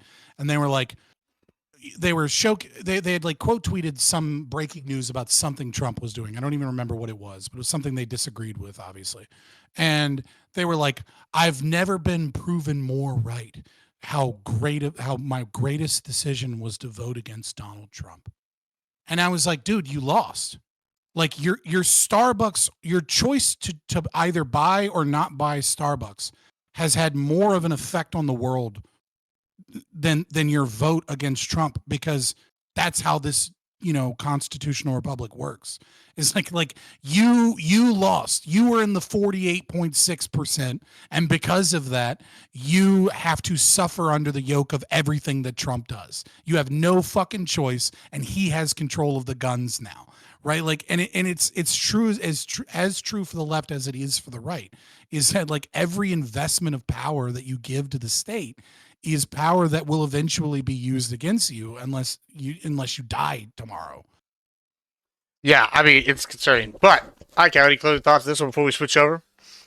No, honestly, I think all of these topics are going to like link to each other so much that I kind of feel like we can still pull some of these things. Like if we go into trade, it's gonna definitely be linked to everything that we just talked about. So I don't. That's what happens when you get smart people together. It's good. It's good. Let's move on to the opposite day portion where we argue discuss things that we would usually whatever. I had one I put forth. Did we all want to do an individual one, or do we just want to have one today and argue about it? What do y'all want to? How do y'all want to? Well, I think it's better if you just go ahead with like one topic and we stay together. Sure. Okay. Then let's just start with the one that I brought up. I am pro. Wait, what was that? I said we can try that. Like, yeah, let's try with the one, and if it works out, then we won't. Or if it's like slow, we got backups. Yeah. All right. So I put forth that I'm pretty pro the cancel culture, right? I like the idea of people getting together, deciding they don't like something or what, going forward. And that seems at least lately. Now I'm not saying you argued, I think in chat that that was actually creation of the right. And I would argue, yeah, it was the creation of the right. In fact, that goes so far as to argue that we can even argue like Salem witch trial kind of things even fall under the cancel culture because they canceled their membership on life kind of thing, right? Like it's really it's really simple. Like so I would agree that in many aspects the right did that. However, I would say lately, for at least the last 20, 30 years, the left has been the one that's predominantly doing it. And I know a lot of people tend to think of people on the right just will dismiss people's flaws, no matter what they are, whatever. However, I'm pretty big on if I don't like somebody, cancel them. Like I'm pretty petty about it. Or I'll just like not. Are y'all fans of cancel culture? What are my thoughts here? So when I think of cancel, I guess we could ask when it began, right? I guess everyone has like a different point in their life when they noticed it. So to them, it began whenever they're thinking about it, right? The earliest examples that like sort of were things that I noticed were conservatives canceling Disney for being pro-gay. Not the most recent Disney stuff, but I'm talking about 30 years ago. Disney had like days where they encouraged like gay people to come visit the park, and conservatives canceled them over that. I think that was a big one. But then, do you remember the original one? When I think of the word cancel culture, like how, or the term, how it came to be, I think if you were to go and do one of those like searches, that one of those Google Ngram searches, I think you would find that the term shoots up right about the time somebody tried to cancel Stephen Colbert for his like racist. He was making fun of racism in his skit, and his parody of racism was itself labeled racism, and the hashtag was actually cancel Colbert. And I think, if anything, the cancel Colbert like hashtag sort of put him on the map. I think it was the first time when we saw cancel culture actually backfiring and making people. We would then see it happen with Chick-fil-A and with a whole bunch of other things where all of a sudden you get a lot more business because people are trying to cancel you. So I think it backfires. By and large, I'm like, if you want to quietly stop shopping somewhere because you don't like the corporate values, I think that's fine. But I think that the idea that drawing attention to something is going, it's like the Streisand effect. It just has the opposite effect that you need it to. And so just not even on as a question of whether or not I think it like is morally right. I just think it doesn't work by and large. That's not to say that there aren't instances when it does, but I think when it does, it's times when everybody looks at somebody and everyone agrees like they're kind of fucked up. Like I think Kanye is a perfect example of somebody who actually was legitimately canceled and never came back from it. Okay, Fabian, thoughts? I have some responses when you're done. Sure. Yeah, so I think we need to recognize that there's a difference between cancel culture and canceling someone. I think that's really the main thing here, right? I would say that first and foremost, you don't have a like from a libertarian perspective, right? You absolutely have a right to cancel people, and I don't even believe in a right to privacy, which is probably something a lot of people balk at. But my vision of what that would look like There's a panel. is more complicated. Yeah, but what I would say is there's a difference between canceling an individual and then cancel culture. And so I think it is good and it is right and it is in our own rational self-interest, right, to call out companies or people that engage in morally reprehensible behavior and remove them. But cancel culture is when I think, the way I view it, right? Obviously, like most of these terms kind of start around 2014 because that's when, people got all these fucking, came out of college with like, critical theory in their head and started using all the new woke terms in journalism, right? Like most of these, like you might be right that the cancel culture term came later and it might even have started with him, right? The big one that I think of in my head is the Satanic Panic, right? Like the Satanic Panic to me is like the first example of like huge, like I played D&D in the 80s. movement. Sorry. Right. And so it's like, so there's canceling an individual and then there's cancel culture. So canceling an individual, like you said, like Kanye West, right? Now I think it's kind of funny that Kanye West got canceled, because if he'd have just waited like a year to say everything he said, he never would have been canceled. He would have been drowned out by everyone else saying it. Yeah. All the lefts, well, not only that, but the left would have been like, fuck yeah, the Jews are a problem. Like right after like the fucking whole Gaza war and shit. Like there's a lot of anti-Semitism on the left, but they were real angry at him. You know what I mean? Like, and then a year later, they have an entirely different opinion. But so like I look at situations like the Satanic Panic, where, you know, you have canceling is fine for an individual, but then when and I think the Satanic Panic is the first instance of cancel culture, in my opinion. And the reason is I think cancel culture is almost requires, you can see it in isolated communities like Gibbs brought up with the Salem witch trials, but it requires this like communication between people and this like game of telephone and this hysteria for certain values. And then cancel culture comes in and it starts to sweep in this wave innocent people, right? Mm-hmm. So we saw this with the Satanic Panic, where like, you know, D&D was accused of being the satanic force for evil. And that was the next one I was going to bring up. Me Too, right? Like Aziz Ansari had a bad date and got canceled, and like the voice actor from I think that did that in Blizzard, right? Like but that reversed really fast. Aziz Ansari, like he was initially, they tried to cancel him, and then very shortly, like within weeks. That might be a bad example. The same thing about you could say the same thing about your Colbert example. Colbert's doing fucking fine. Colbert backfired big time. But hold on, but some of them, but so hold on, but like some of them are canceled. The Blizzard employee that was the voice actor. By the way, I put a link on there. The Blizzard voice actor for Illidan Stormrage, right?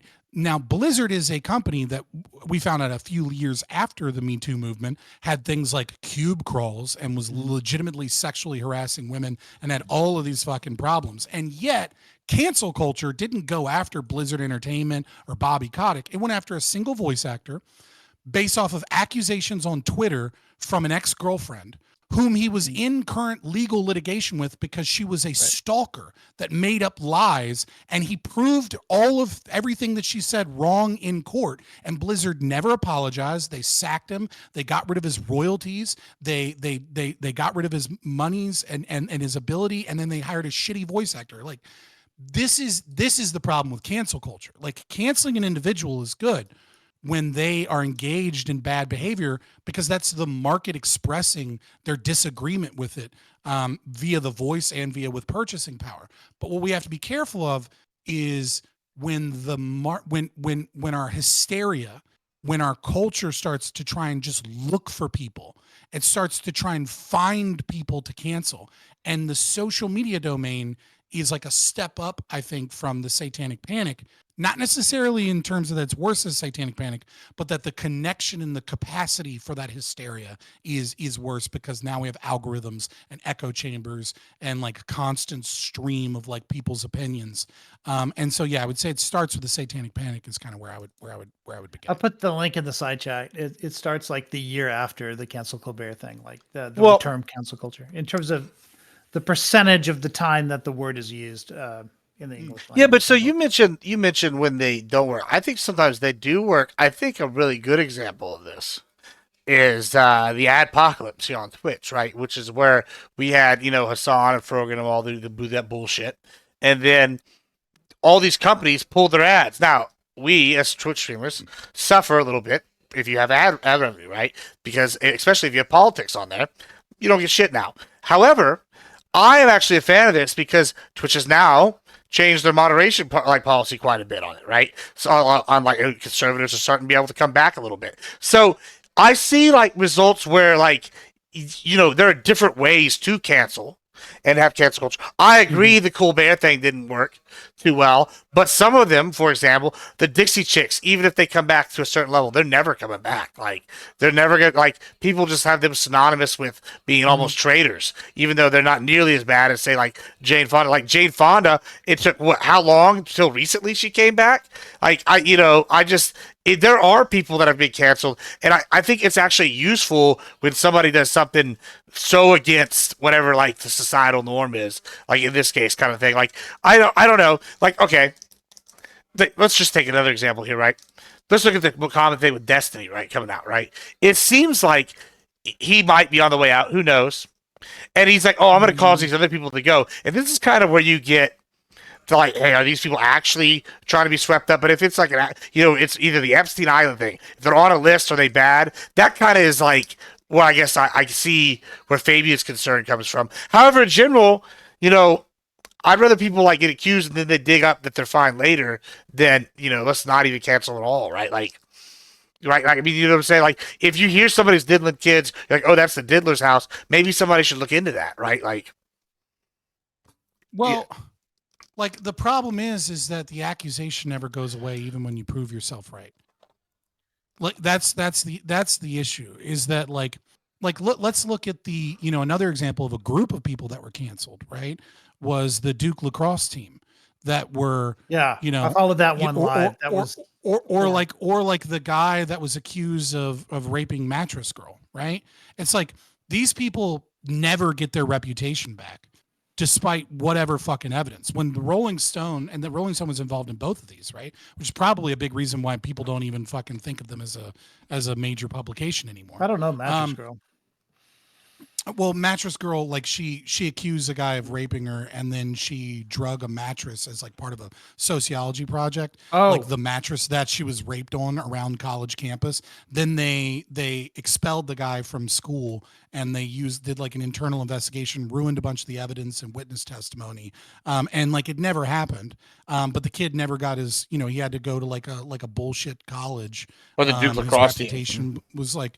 Right, was ruined, Yeah, and then she later made a pornography video of like basically like if I was raped, here's how it happened, and then put on Pornhub how she was raped to like get more views and clout off of this like fake thing. And Rolling Stone did this whole thing where they just like they corrugated him publicly and called him a rapist, and and that kid never got his life back. And so it's like, yeah, but is that part of the cancel culture or part of the woke thing, right? Like there's two levels of this. But the woke thing is a fucking part of that cancel culture. No, I think cancel culture is just a tool of the woke lately. I mean, the right uses it too, right? Like libs of TikTok will go after like a random fucking Lowe's employee and like, showcase their opinion about fucking, Donald Trump assassination attempt, and then tell the entire world some lady that posted something on Facebook that had like 4 views before she found it, right? And then she's like getting fired and all that. Now you can agree that that's good or that's bad, but like, I feel like that expression of power to go after a 52-year-old lady working at Lowe's is like not really an effective use of power to like make our society better, right? Like it's really just an attempt to garner attention and garner clout and garner like, you stretch that power into the culture. Okay, so, I mean, like it happens on the left and the right. So I think maybe I see a chink in the armor on this opposite day thing, right? Because you're presenting a position that is that's kind of opposite of what most people on the right. I think by me saying that cancel culture backfires a lot of the time, I'm kind of like being, opposite day on that. Do you have Scott, do you have like a position that people wouldn't expect an ANCAP to have on this issue? It's okay if you don't. I mean, this is his opposite. I mean, day, like, not yours. yeah, I mean, like, we're all kind of like, I don't know that all of us are going to be aligned on opposite position type thing, right? Like, I'm pro canceling, right? I think I'm pro, like, if you don't agree with, like, for example, like I am, when I buy chocolate, like I buy like if I want like a candy chocolate, like I buy Dr. Bronner's chocolate, right? Because I agree with the values and the way that the company engages in regenerative farming and fair trade of the cocoa. And there's horrible shit that's like if you're purchasing chocolate from Hershey's, like you as much as Hershey's tries to deny and then run away, like they've multiple times been caught using essentially slave labor for their chocolate that or they're Nestle sourcing, with their water, right? And then when they get caught, they shift to a new supplier, and then they're like, "Well, we didn't have any control," right? And it's like Mr. Beast, had a similar problem with his Beast bars, where like originally he was using pure fair trade, and then he had to take that away, and he was like, "Look, we're doing the best that we can, but we can't necessarily like ensure that when we make as much chocolate as we make, that we're getting like good sources. So like we do the best that we can. You know, like that is a form of utilizing your voice in the market to purchase products and to not purchase products. And I think that's good. I think it's good and right and in my own rational self-interest to not buy fucking products from Hershey's. Hershey's is really bad and a shitty company that doesn't actually give a fuck whether or not they use black slaves, if you want to make it a little bit more fucking spicy for the lefty people, right? But like, you know what I mean? Like, so I think canceling is good, but it's like when we get swept up in a culture of like certain values and trying to hunt down people that oppose us, we engage in two things. One, nut picking, which is where we find random crazy people with no power and no audience, and then we blow them up so that we can be like, this is what the left is like, or this is what the right is like. And then number two, we latch on to any bullshit story and ruin people's lives because we're hungry to cancel people that politically oppose us or that we view as like partially the enemy. And we saw this with Me Too. We saw this with Satanic Panic. We see this with some of the LGBT, you know, anti-queer theory stuff, right? Like we see this from multiple domains.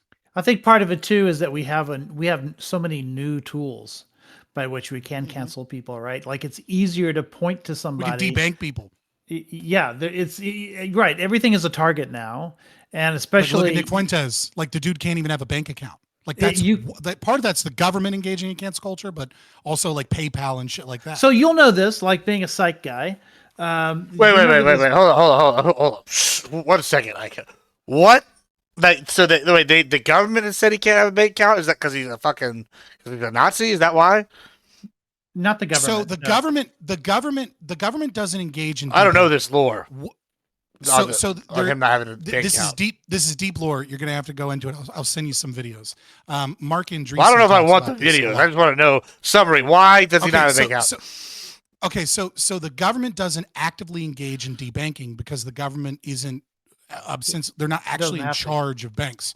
But what they do is the government has, like, if you're engaged in a lot of crypto, or if you're engaged in like really anti-government things, the government will then send memos, and different, regulatory agencies will send memos threatening suits or threatening your bank with like potential investigations because you're banking with certain people. And then what the banks will do is be like, oh, well, then we'll just get rid of that person and then we don't have to worry about it. Of course, right? Why wouldn't they? Why wouldn't they? Like, what capitalist banking institution would like be like, no, we're sticking up for this one guy that makes up 0.00001% of our fucking, our money. Okay, so I know why you'll object to that as an ANCAP. I don't necessarily have I would have a problem. This is once again where the line is. Biden administration used it heavily to go after crypto. Yeah, well, I could see like maybe somebody coming to power and be like, "Ooh, we don't like what he has to say." Debank him like that, yeah, it's a little serious. I'm gonna have to ponder that one. Well, simpler than that, the government doesn't even have to get involved. Like what I was trying to say was that, you remember those psychological studies that say, especially men, but if you go into the bathroom and you put a little target in the urinals, like men will aim for the target. Like it's something fundamentally human nature to be able to like fix ourselves to a target, and then we all go there. Yeah. So if somebody just random on Twitter says, let's go after this guy, then everyone's going to start targeting that person. It's almost instinctive that we do that. With the debanking stuff, all you really have to do is have enough people protesting that particular institution saying, we're not going to do business with you. The people, it becomes a domino effect. Yeah. So in order to keep our business, you've got to cancel that person's account. And then when that happens, you find out the next place that he goes to. And then I understand the concept. This happened with the Proud Boys, right? Like, so the Proud Boys got debanked from Chase because a journalist contacted them and was like, why are you supporting Nazis? And they were like, whoa, we don't support Nazis. We'll get rid of this. Right. And then they attempted to go to PayPal, and before they could even move their money into PayPal debanked them. And then like the Proud Boys like found themselves having to engage in like Bitcoin transfers and Bitcoin wallets as a means of housing their money because there was literally no other way for them to store money somewhere. Okay.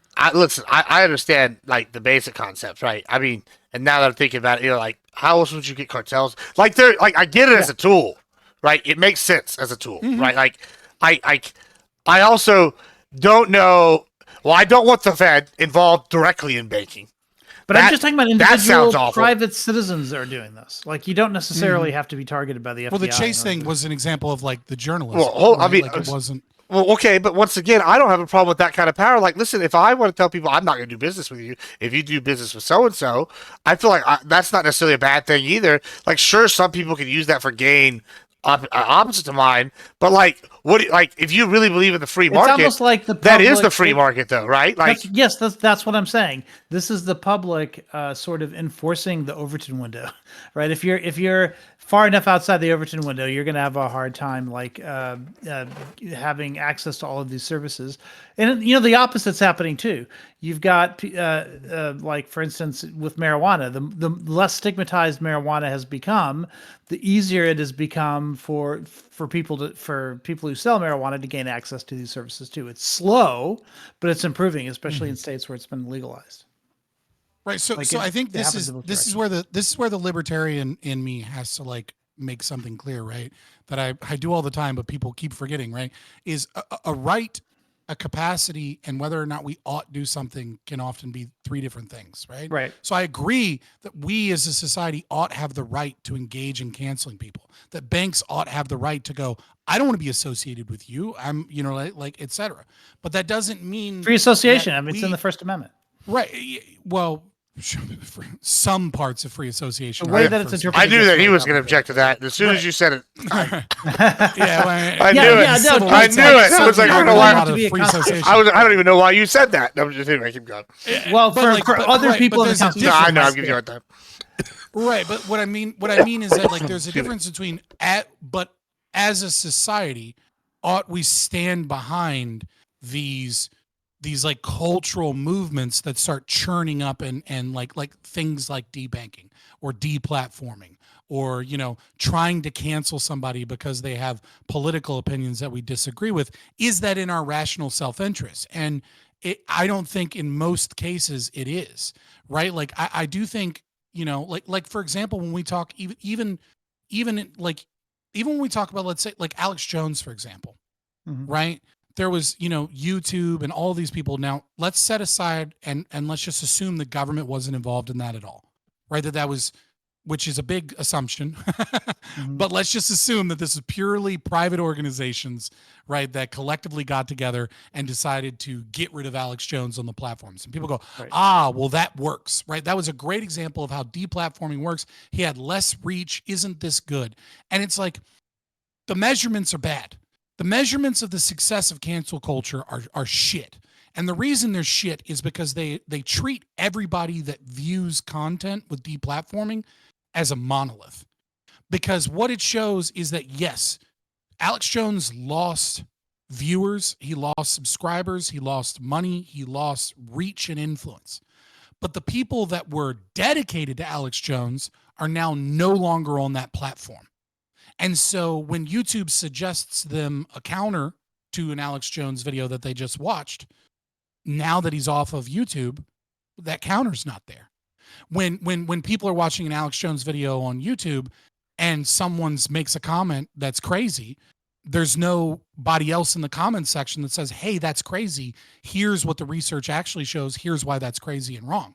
And so, like Alex Jones is not, like, in my idea, like the most pernicious, dangerous person, but like you look at something like Red Ice TV when they were canceled, which is an explicitly white supremacist, like media organization when it came out. Well, those people just went to Daily Stormer. Those people just went to other corners of the internet, and now they have no pushback. And it's like, yeah, they lost reach to spread their ideas. And sure, you can measure that as a success because they lost that reach.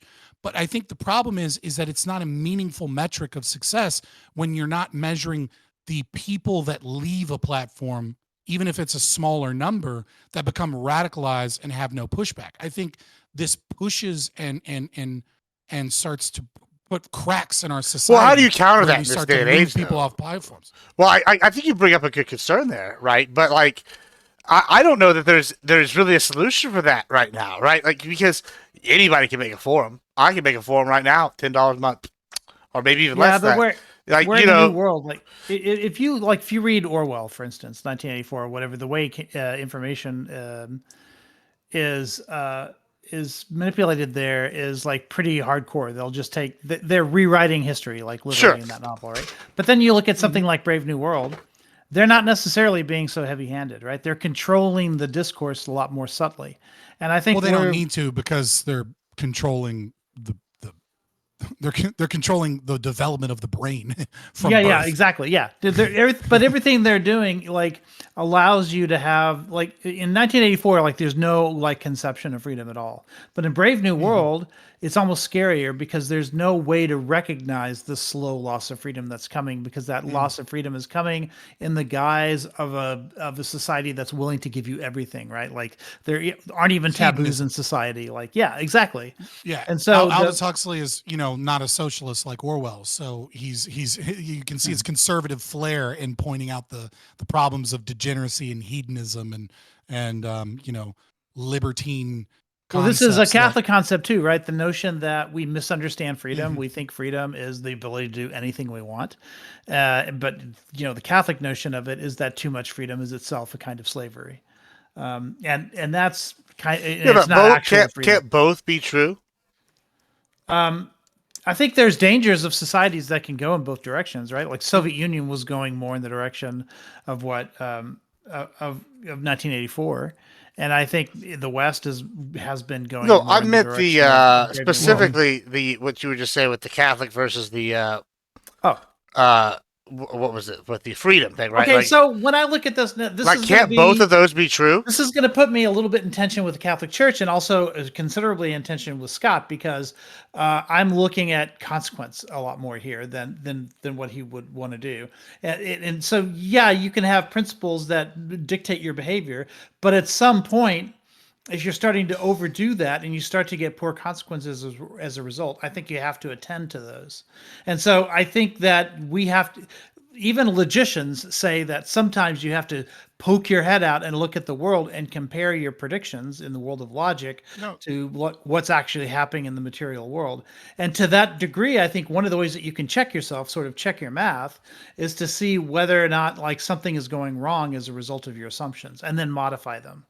Right. So hold on. I know that doesn't sound very Catholic, because we're very we tend to be rule followers and we tend not to make those kinds of corrections. But I think that's one way to. We're similar in this. I get this all the time from people that misunderstand me, because like libertarianism, anarcho-capitalism is a legal theory, right? It doesn't give me oughts and ought nots, right? Hoppe says famously that, libertarianism is inherently right-wing and discriminatory.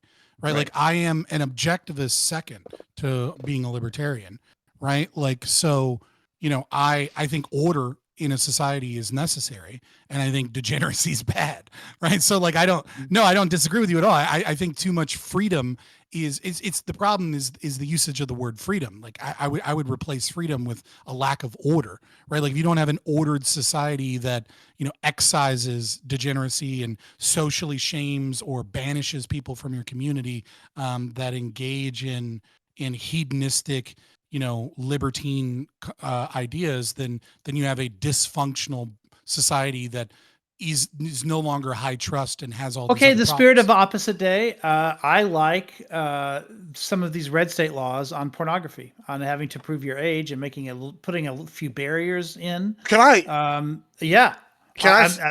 Before we move on real quick, I just want to common point. sense to me. Yeah, well, let's come back here real quick. I'm sorry. I just want to respond to what he just said. I think that's where I think a big difference between, like, say, me and Fabian is right here, right?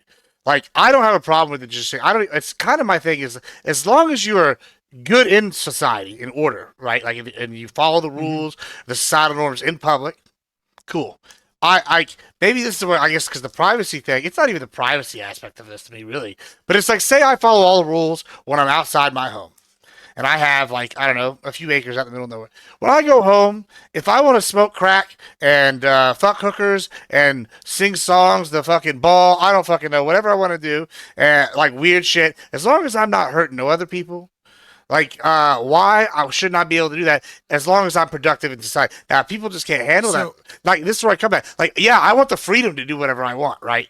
I also like what have to be able to like do the freedom where it's like within the order of the thing of society. That's good, but it's also like I feel like you can have both at the same time because I can also recognize there's a too far down the path, and just because you can get down too far down the path doesn't mean we should have the rules to stop you.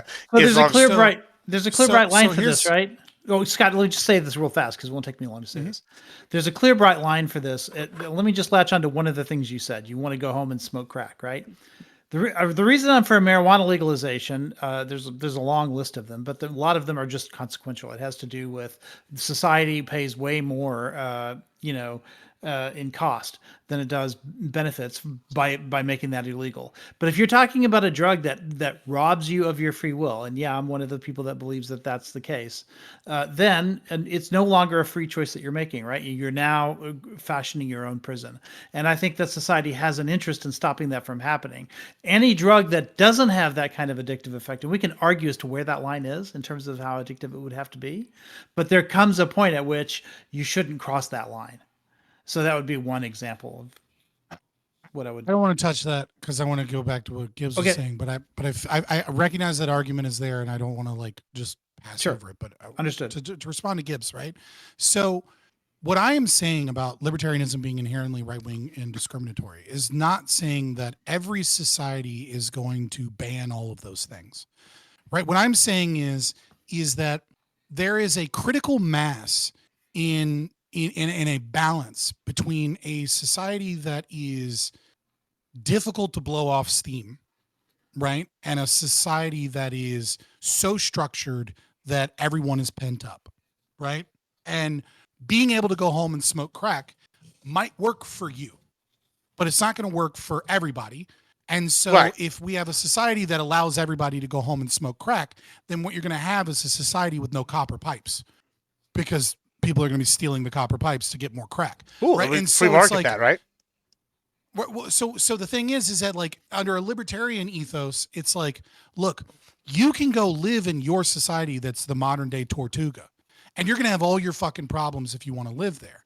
And then there's going to be another society. There's 1,000 Liechtensteins, right? Like there's going to be another society that's a little bit more liberal. And then there's going to be societies that are like the Amish, and they're all going to be in competition with each other in terms of the free market to figure out which societies thrive and which societies produce more and which societies are dysfunctional. And so it's like maybe in my society or in my neighborhood, the landlord has the right to put in a morality clause that says, so long as you're a tenant in my establishment, you don't have a right to fucking smoke crack because that's the contract that we agree to if you choose to rent from me, right? Or maybe the society voluntarily comes up with some rules, but then maybe another society doesn't do that. And they don't care what you do so long as you do it in your own home.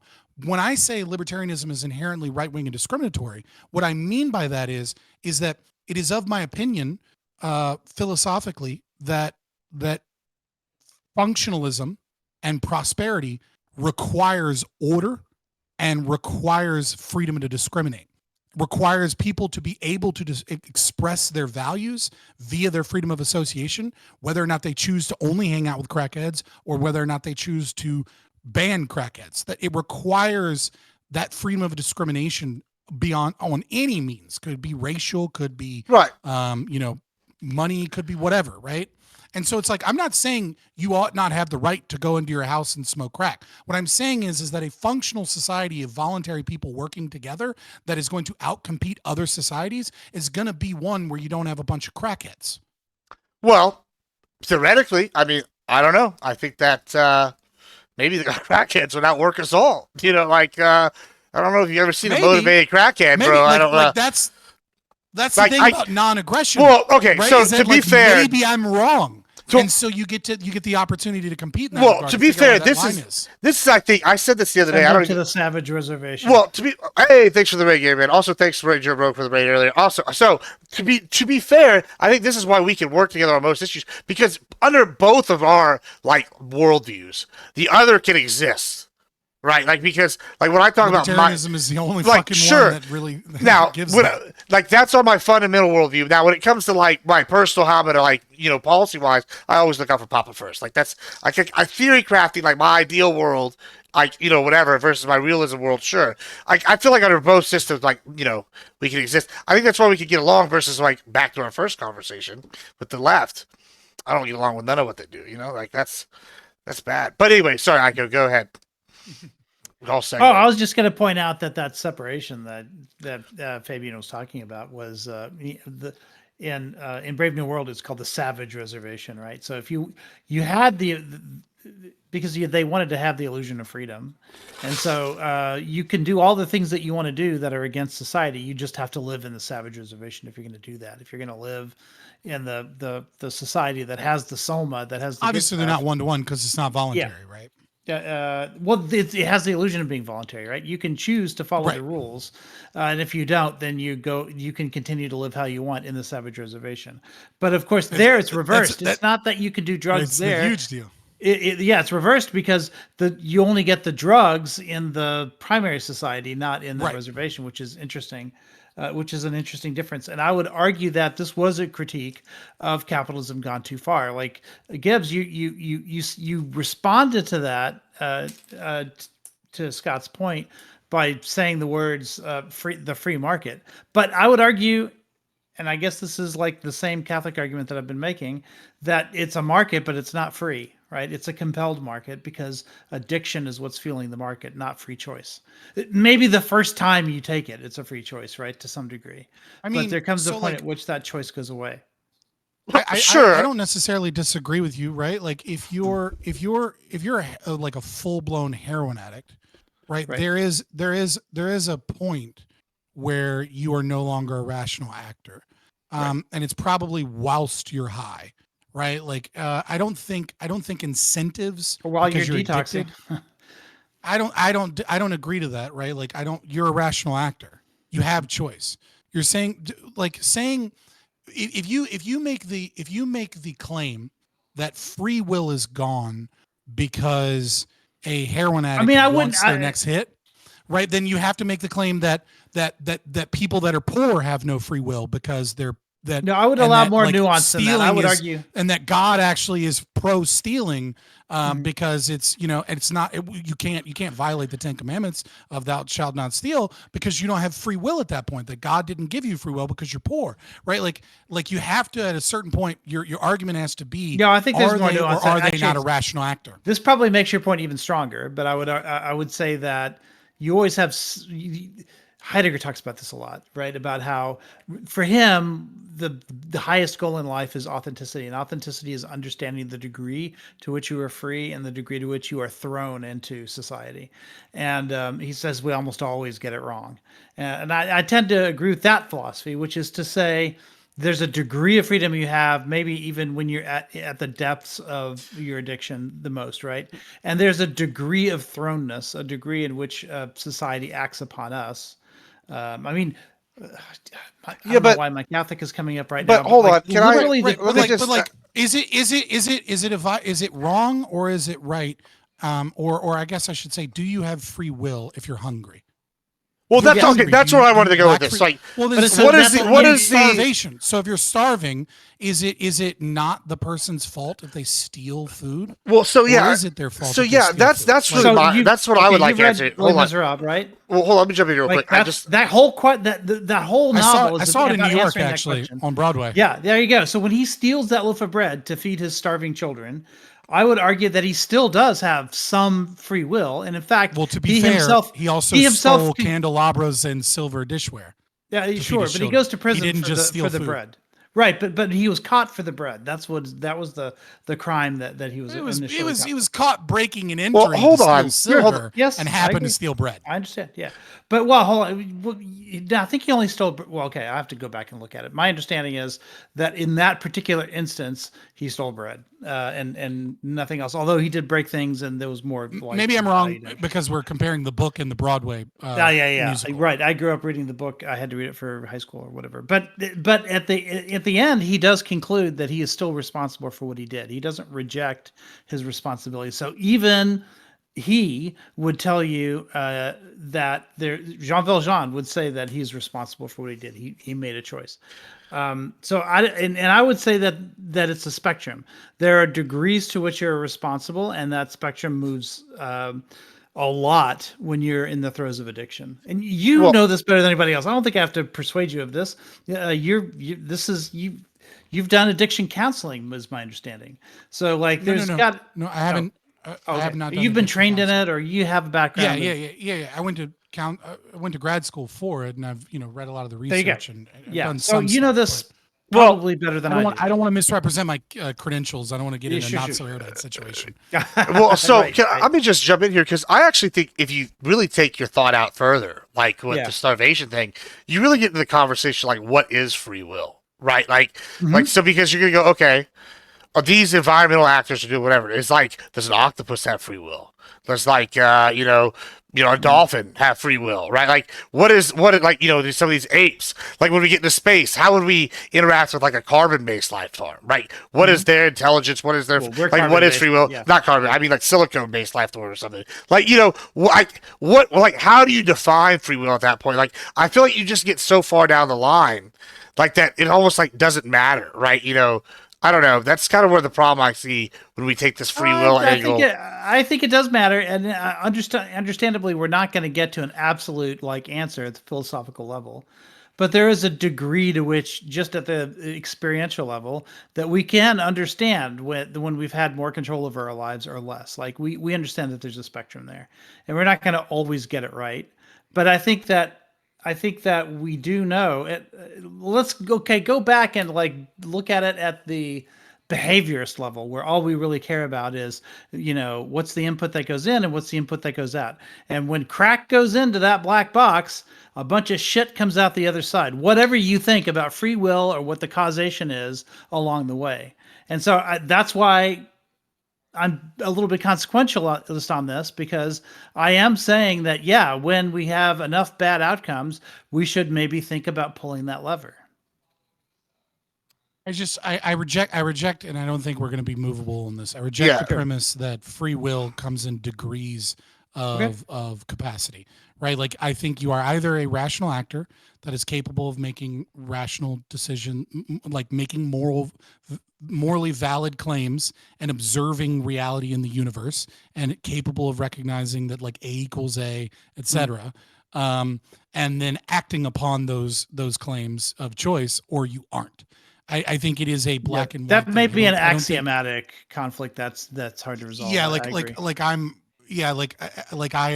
I would ground it in objectivist philosophy and like consciousness occurring in the mind and the ability to perceive consciousness, and that our ability, the law of identity, and our ability to identify means that we have free will, and that we have that capacity. So for you, it is a binary, right? We either have free will or we don't. It's a binary, Yeah. For me, like that is something I that just reject that the could be a whole notion that, panel like, by itself, right? I reject the notion that you have 50% free will because you're a drug addict or because you're hungry, right? Like I recognize that there are influences on behavior, right?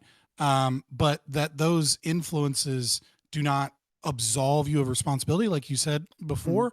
And I do recognize that, like, they don't become justifications for, But keep in mind, we're not. authoritarian But there's even a by legal the precedent state for this in U.S. against law. against people. Well, Okay, but there's keep in even a mind that- legal precedent for that, like U.S. law, right? Like if you go and you kill somebody while you're driving drunk, But right? that's not the level. Wait, hold on. Hold a on, second. but- and you- that's hold not the on. level. Hold That's on. not what we're talking about. Yes, we're yeah, talking about absolutely. whether or not it's. No. We're not talking about whether or not we're going to hold somebody responsible for this choice that they make. We're talking about whether or not a highly addictive substance Well- should be allowed in society because No. of the impact that it makes. I just said that let's keep it a black box. We're talking about inputs and outputs. Fine, put somebody in jail if they're drunk driving or whatever. But all I'm saying is there are certain substances that are so addictive that whatever you think the reason is, maybe it's not because of the robbing of free will, maybe it's for some other reason. But whatever the reason is, when you allow these things, when you have these policies, you get a lot of ruined lives at the end. That's what I'm saying. I'm not saying use this as a defense to stop people from going to prison, although that's a separate conversation. This is one of those axioms I was talking about, right? Yeah. right?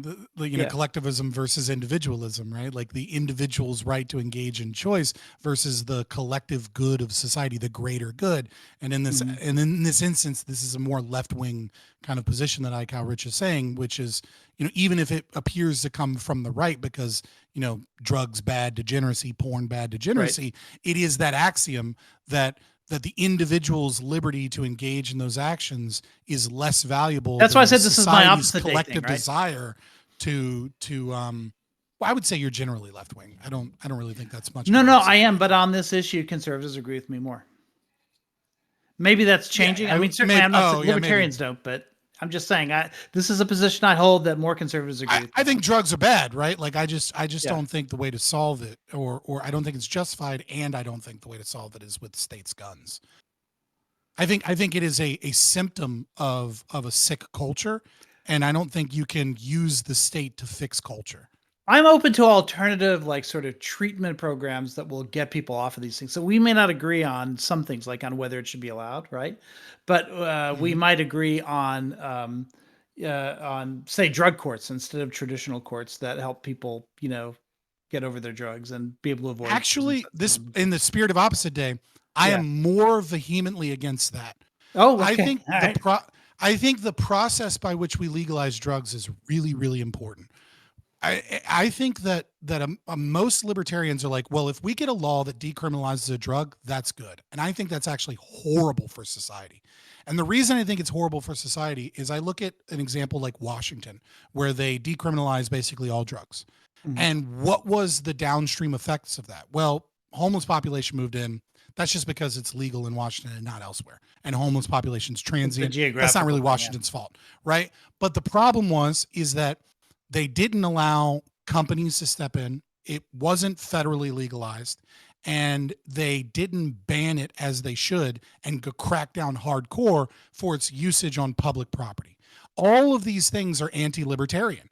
And what it did is it allowed degeneracy and drug usage to go, but it didn't give the market any of the legal ability to curtail that problem, right? Because like in a libertine society, like lefty Prague libertarians argue, right? Oh, what is, it's a problem. Let people do what they do. And it's like, no, in a libertarian society, a landlord ought to be able to say, oh, if you do drugs in my place, you get kicked out today. Well, yeah, absolutely. There's no 30 days. Go fuck yourself. Right. And then also you shouldn't be able to leave your fucking needles in a goddamn children's playground. You shouldn't be able to smoke weed on the side of the sidewalk and blow it into people's faces. And more importantly, the drug trade should be a free market enterprise where you're not getting fentanyl, where you can rate your drug dealer on an app so that shows whether or not that person's trustworthy. The Gail Bedecker argument, right?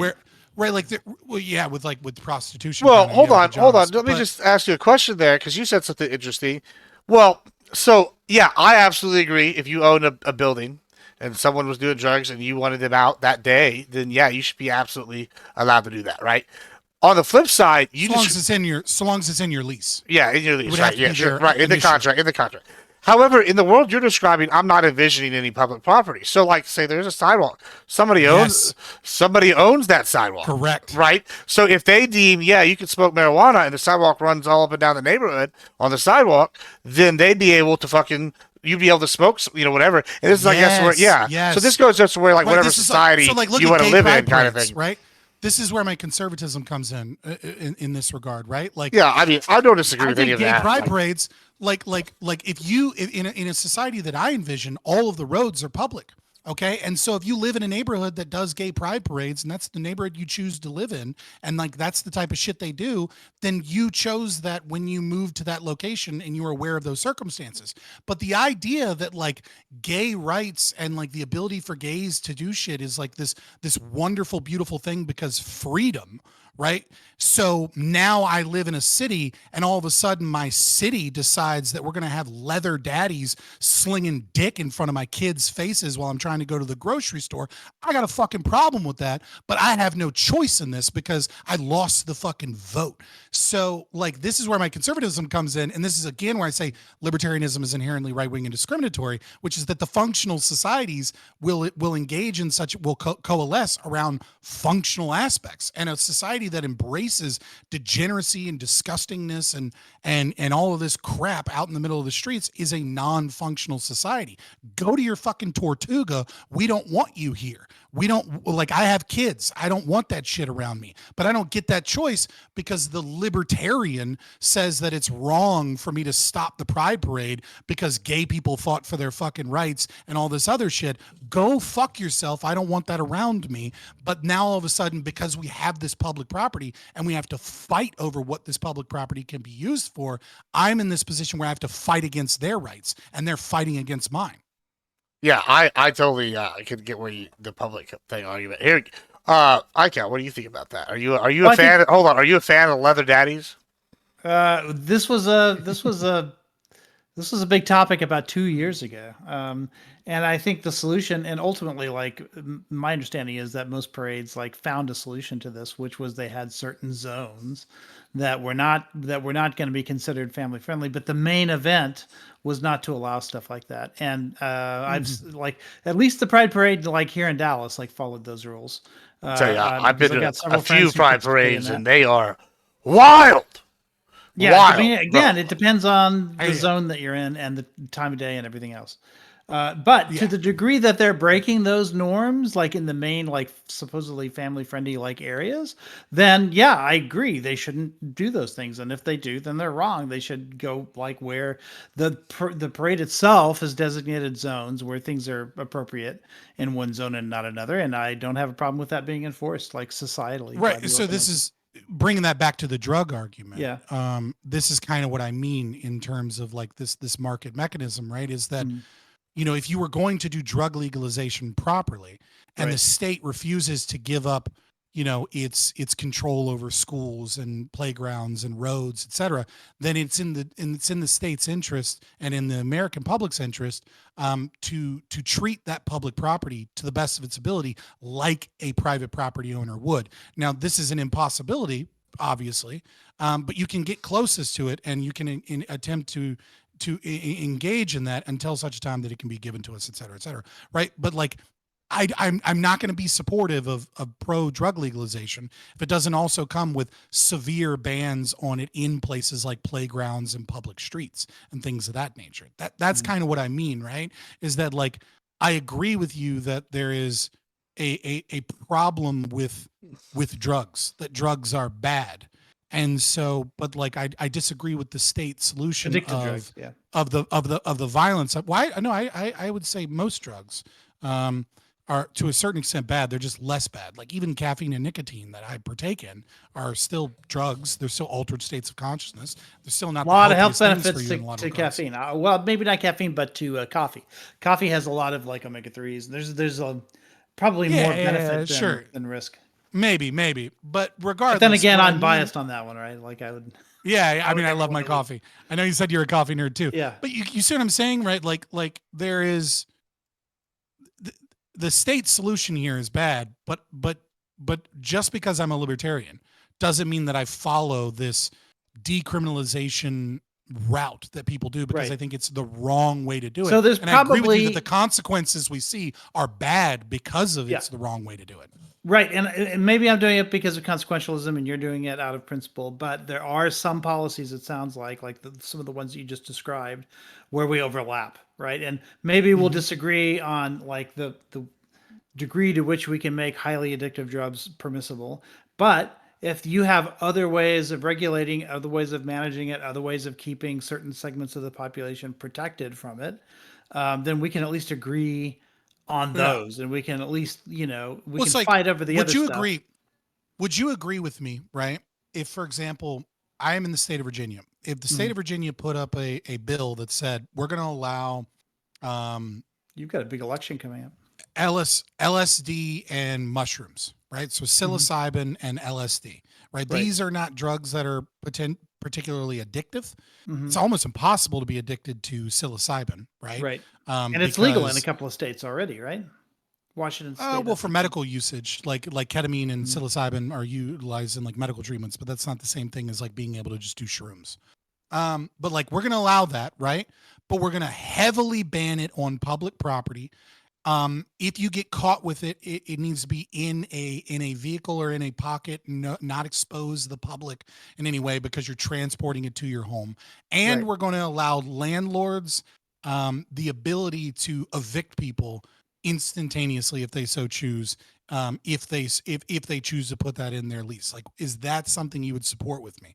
Yeah. Where Yeah. people are Yeah. now allowed to use these altered states of consciousness, but we also gain the right to freedom of association. And Yeah, have you seen discrimination in that? those regards. Have you seen that tweet that's been making the rounds about the bartender and he sees somebody, sits down at the bar, and then immediately says, "No, fuck you, get out of my bar."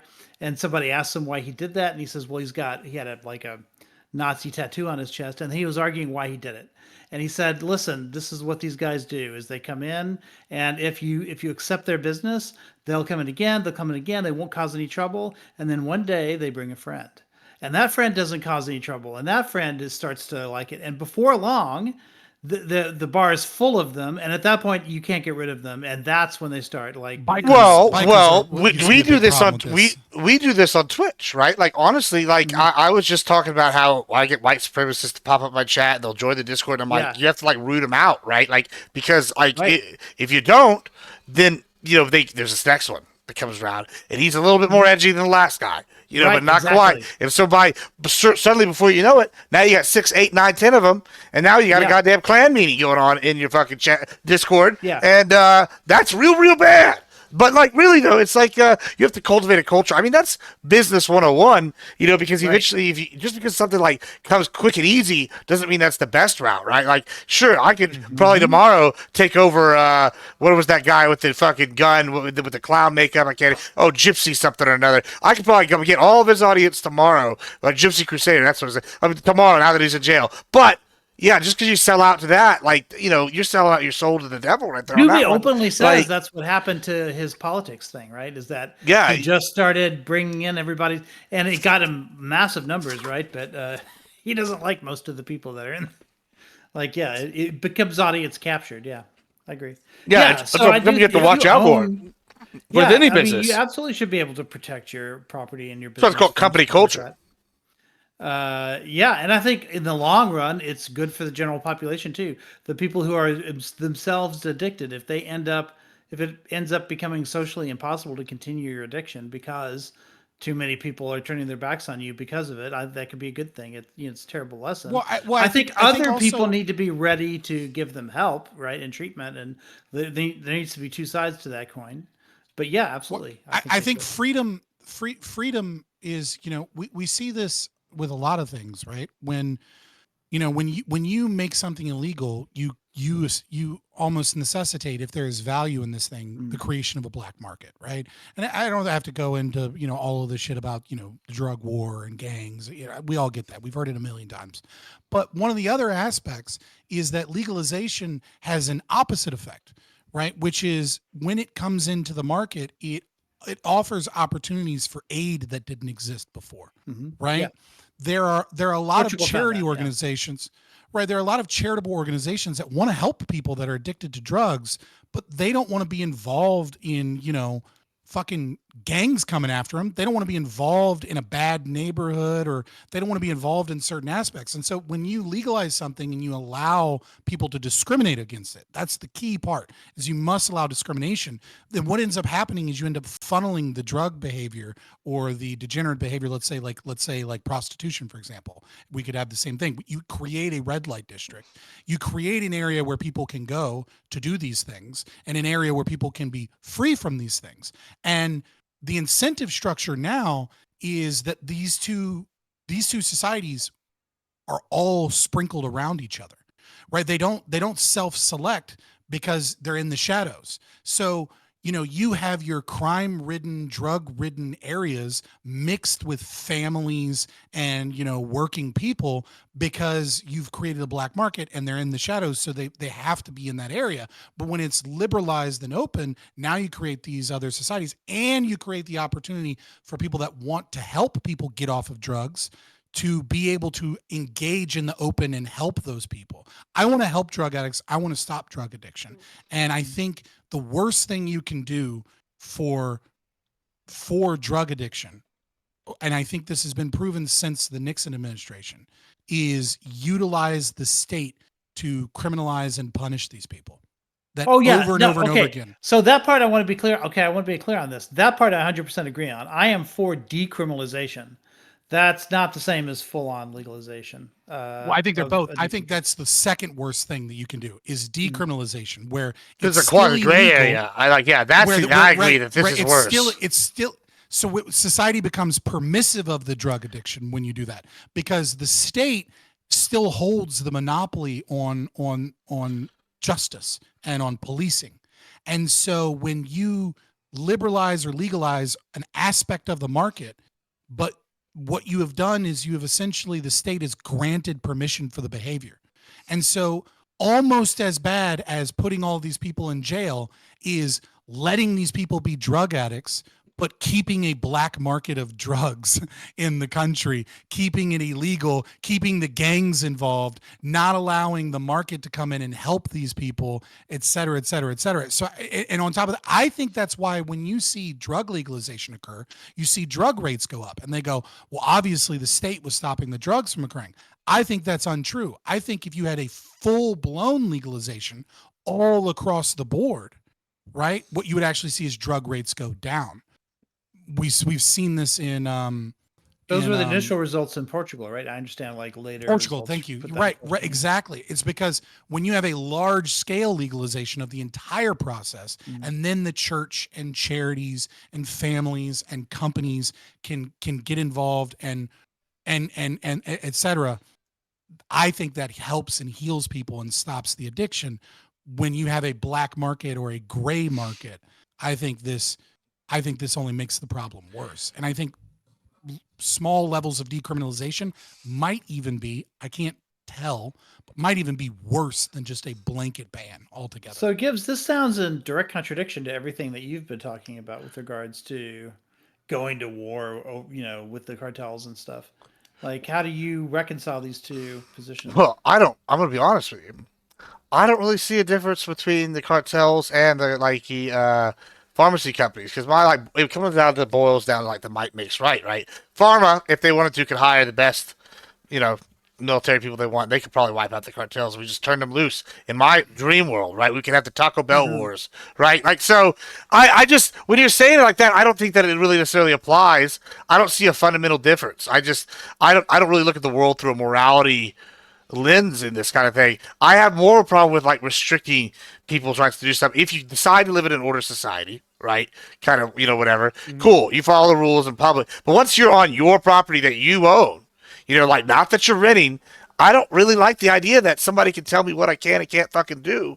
I like the idea that I can, if I want to go outside and play five-finger Philly, then sure, let's do it. If I want to go outside, what's that on a five-finger Philly? Well, it's degenerate. Yeah, it's degenerate. Yeah. If I want to go out there and I want to go do that, then sure. You don't believe in the nanny state. Yeah, I don't believe in the nanny state, right? From yourself, go fuck itself. Yeah, exactly. If I'm home and I want to be if I want to shoot my toe off, as long as I got the money to pay at the hospital of my own accord and not suck on the teat of my fellow man, yeah, that would be the optimum. So I don't know. I don't really see the. Can I showcase a massive difference between a pharmaceutical company and a cartel? Maybe. Okay, sure. So let's assume that we fully legalize the entire distribution of drugs, right? Now, the cartel and then the people and the middlemen, and then the people at the trap house, right? So the drug distribution isn't just going to be the cartel, right? It's going to be, person to person to person before it eventually gets to the drug user. And in this process, plenty of people are incentivized, because it's a black market and because there's no company that tests the drugs, et cetera, to cut their drugs or to, give a bad product. I know, and I'm pretty sure you know, and you would agree that pharmaceutical company has a vested interest in the quality of their product and selling a quality product as it's sold. So to compete with other businesses.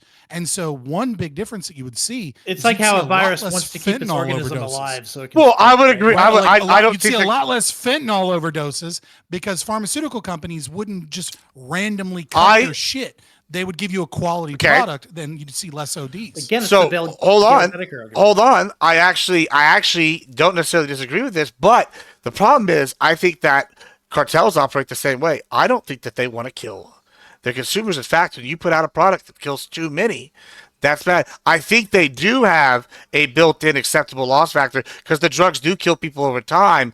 But by the time the one person's gone, they it's like 10 more because that person's like, Right, but they're not- you know. They're not I think competing in a free market. Sure, right? and They're I competing agree in a that- coerced market. right. Well, I agree that the black market is bad. I would prefer, us all to just be able to do that out in the open. I don't just think we disagree there.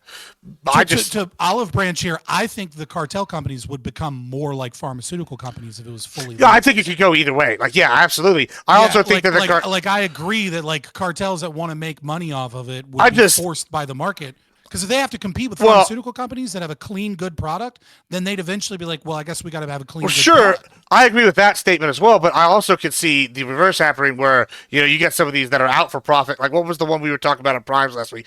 I could easily see them hiring a PMC to go take care of a direct competitor in like that kind of situation. There's, I don't want to get into that because But I yeah. would consider that anti-libertarian. That's Sure. not really what I'm talking about in this domain. but okay, that's fair. But yeah, I see. Yeah, I agree that I think that they would. Yeah, I prefer legalization in that regard over the. Also, my money's Not on the the black pharmaceutical company over the cartel. Yeah. As nasty as cartels are, pharmaceutical Well, companies are nasty. I also think this is actually a solution we could use in some of the third world. Really, like this is gonna be real crazy. Like, say if we just got Nigeria. Let's talk about Nigeria, right? They have a lot of oil, right? If we gave Exxon the right to do whatever they wanted, do you think that Boko Haram and ISIS over there can handle what Exxon's willing to do to get that fucking oil from that area? And we know those areas. No, I would not want to fuck with whatever Exxon hires. To go clean out people. You want to go down a deep dark hole? Go to your Google after this and Google Africa and Amazon. And just start looking at fucking shit that Amazon has done in certain places. Yeah, I mean, I'm sure that they've done some wild shit, but like if they were just turned loose, I mean, it's almost like, who do you think would win that? Like Boko Haram and ISIS, whatever affiliate versus whatever Exxon's money got to bid? I don't think it's even close. Like, and I don't think it's even close. Exxon would fucking wipe the floor with them. And I think the reason is mostly because, Boko Haram and stuff like that, their structures are not. Their structures are just not meritocratic. They're localized groups that are. That's the big on difference. Chaos. You nailed it right there. You know what I mean? Like, right? Like Exxon has a Exxon, whole department. I had a friend of mine who worked in that department. That is essentially their equivalent of the State Department.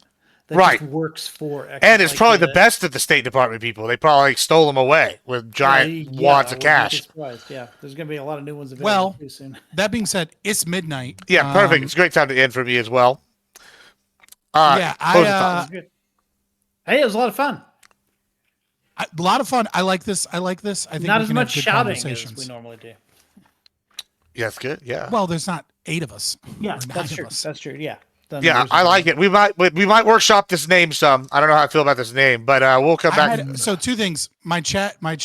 One person said that they wanted to see you do a political compass test, even if you've done one, because they think you're a left-wing authoritarian. That's so hilarious. Sure. They want to see. Send me one. That's what they said. Just if do a you political find- compass test. And secondly, fun I had a show name to- for us suggestion all from to my do one. chat, which was instead of Lens Crafters, Lens Crackers. That's funny. That's a good one. So we're a bunch of Kind white of, it's guys. like a play on Lens Crafters. Yeah. But, like I just don't want. around the I don't lenses want. we look through things. Yeah, except I don't want Twitch to be like they're talking Well, we need racist. a black person if we're gonna yeah, have that name. yeah, we're gonna be done. So we can't. I don't know about that one. We'll think that's about right. it. That specific word has I didn't been even think banned. about that until you said accept, and then my brain went, "Oh yeah, that Yeah, might be- the Twitch that's a will get banned you. word on Twitch." Yeah. Bro, they banned Watch Sarah Live for posting a title saying all men suck.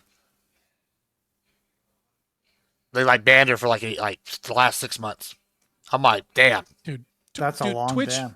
Twitch. To be Look, fair, she had as other much bans as beforehand for more As reasonable much as I've reasons. had my issues, with YouTube, YouTube has figured out very well how to censor, channels that are dissonant in their political thought by not boosting them in the algorithm and giving them limited ad revenue. And like, obviously I don't like fucking censorship, but like, and that's a form of censorship, but like Twitch needs to just fucking learn from YouTube that like this like weird like whack-a-mole thing where they like have no concept of what their own fucking TOS is and they just randomly ban people, and then those people are They don't permanently even banned bother from to being on explain other it, people's right? Like Twitch they don't streams. give a reason. Yeah, they don't even. It's like it's so stupid. And Twitch and YouTube has figured out like, oh, when we ban people, we cause a Streisand effect. When we just kind of lower your revenue and Yeah. don't put you into the algorithm, we don't cause that effect. And that's to a certain degree pernicious and evil. But like, it's still like, I don't know what you want. I don't match the values of YouTube, so YouTube doesn't boost me. I get it. Like that's part of the name of the game. Like Twitch just needs to learn from fucking what YouTube has done in that regard. And YouTube, that and targeted ads. That's the big reason Twitch censorship is so bad. It's because they don't have targeted ads. Oh yeah, I mean that's probably something they'll work on. I'm sure that's just the nature of the beast. But all right, on that note, any other closing thoughts? Tell people where to find y'all. I'm Fabian Liberty. You can find me being toxic or posting my shower thoughts on X as Fabian Liberty, and you can find me talking about philosophy, doing reactions and debates on YouTube under Fabian Liberty. I'm not going to restate my positions because we went all over the place, but also if you missed it, this was such a great stream and such a great conversation that you should put it on 1.5 speed and watch it again. So I'm not going to tell you what I said before. It was great. Watch it again. Yeah, I agree with all that. iCal? I don't stream, but I'm the same spelling on any like social media stuff. You'll probably find me. Fantastic. And I'm Admiral Gibbs. You'll find me everywhere as Admiral Gibbs. Yeah, this was great. Look forward to it next week, hopefully. And we'll figure it out. We'll work on the name, I think. And this is all good. Bye, everybody. Peace. Let's raid somebody. We're going to raid T201. I hope you all enjoyed.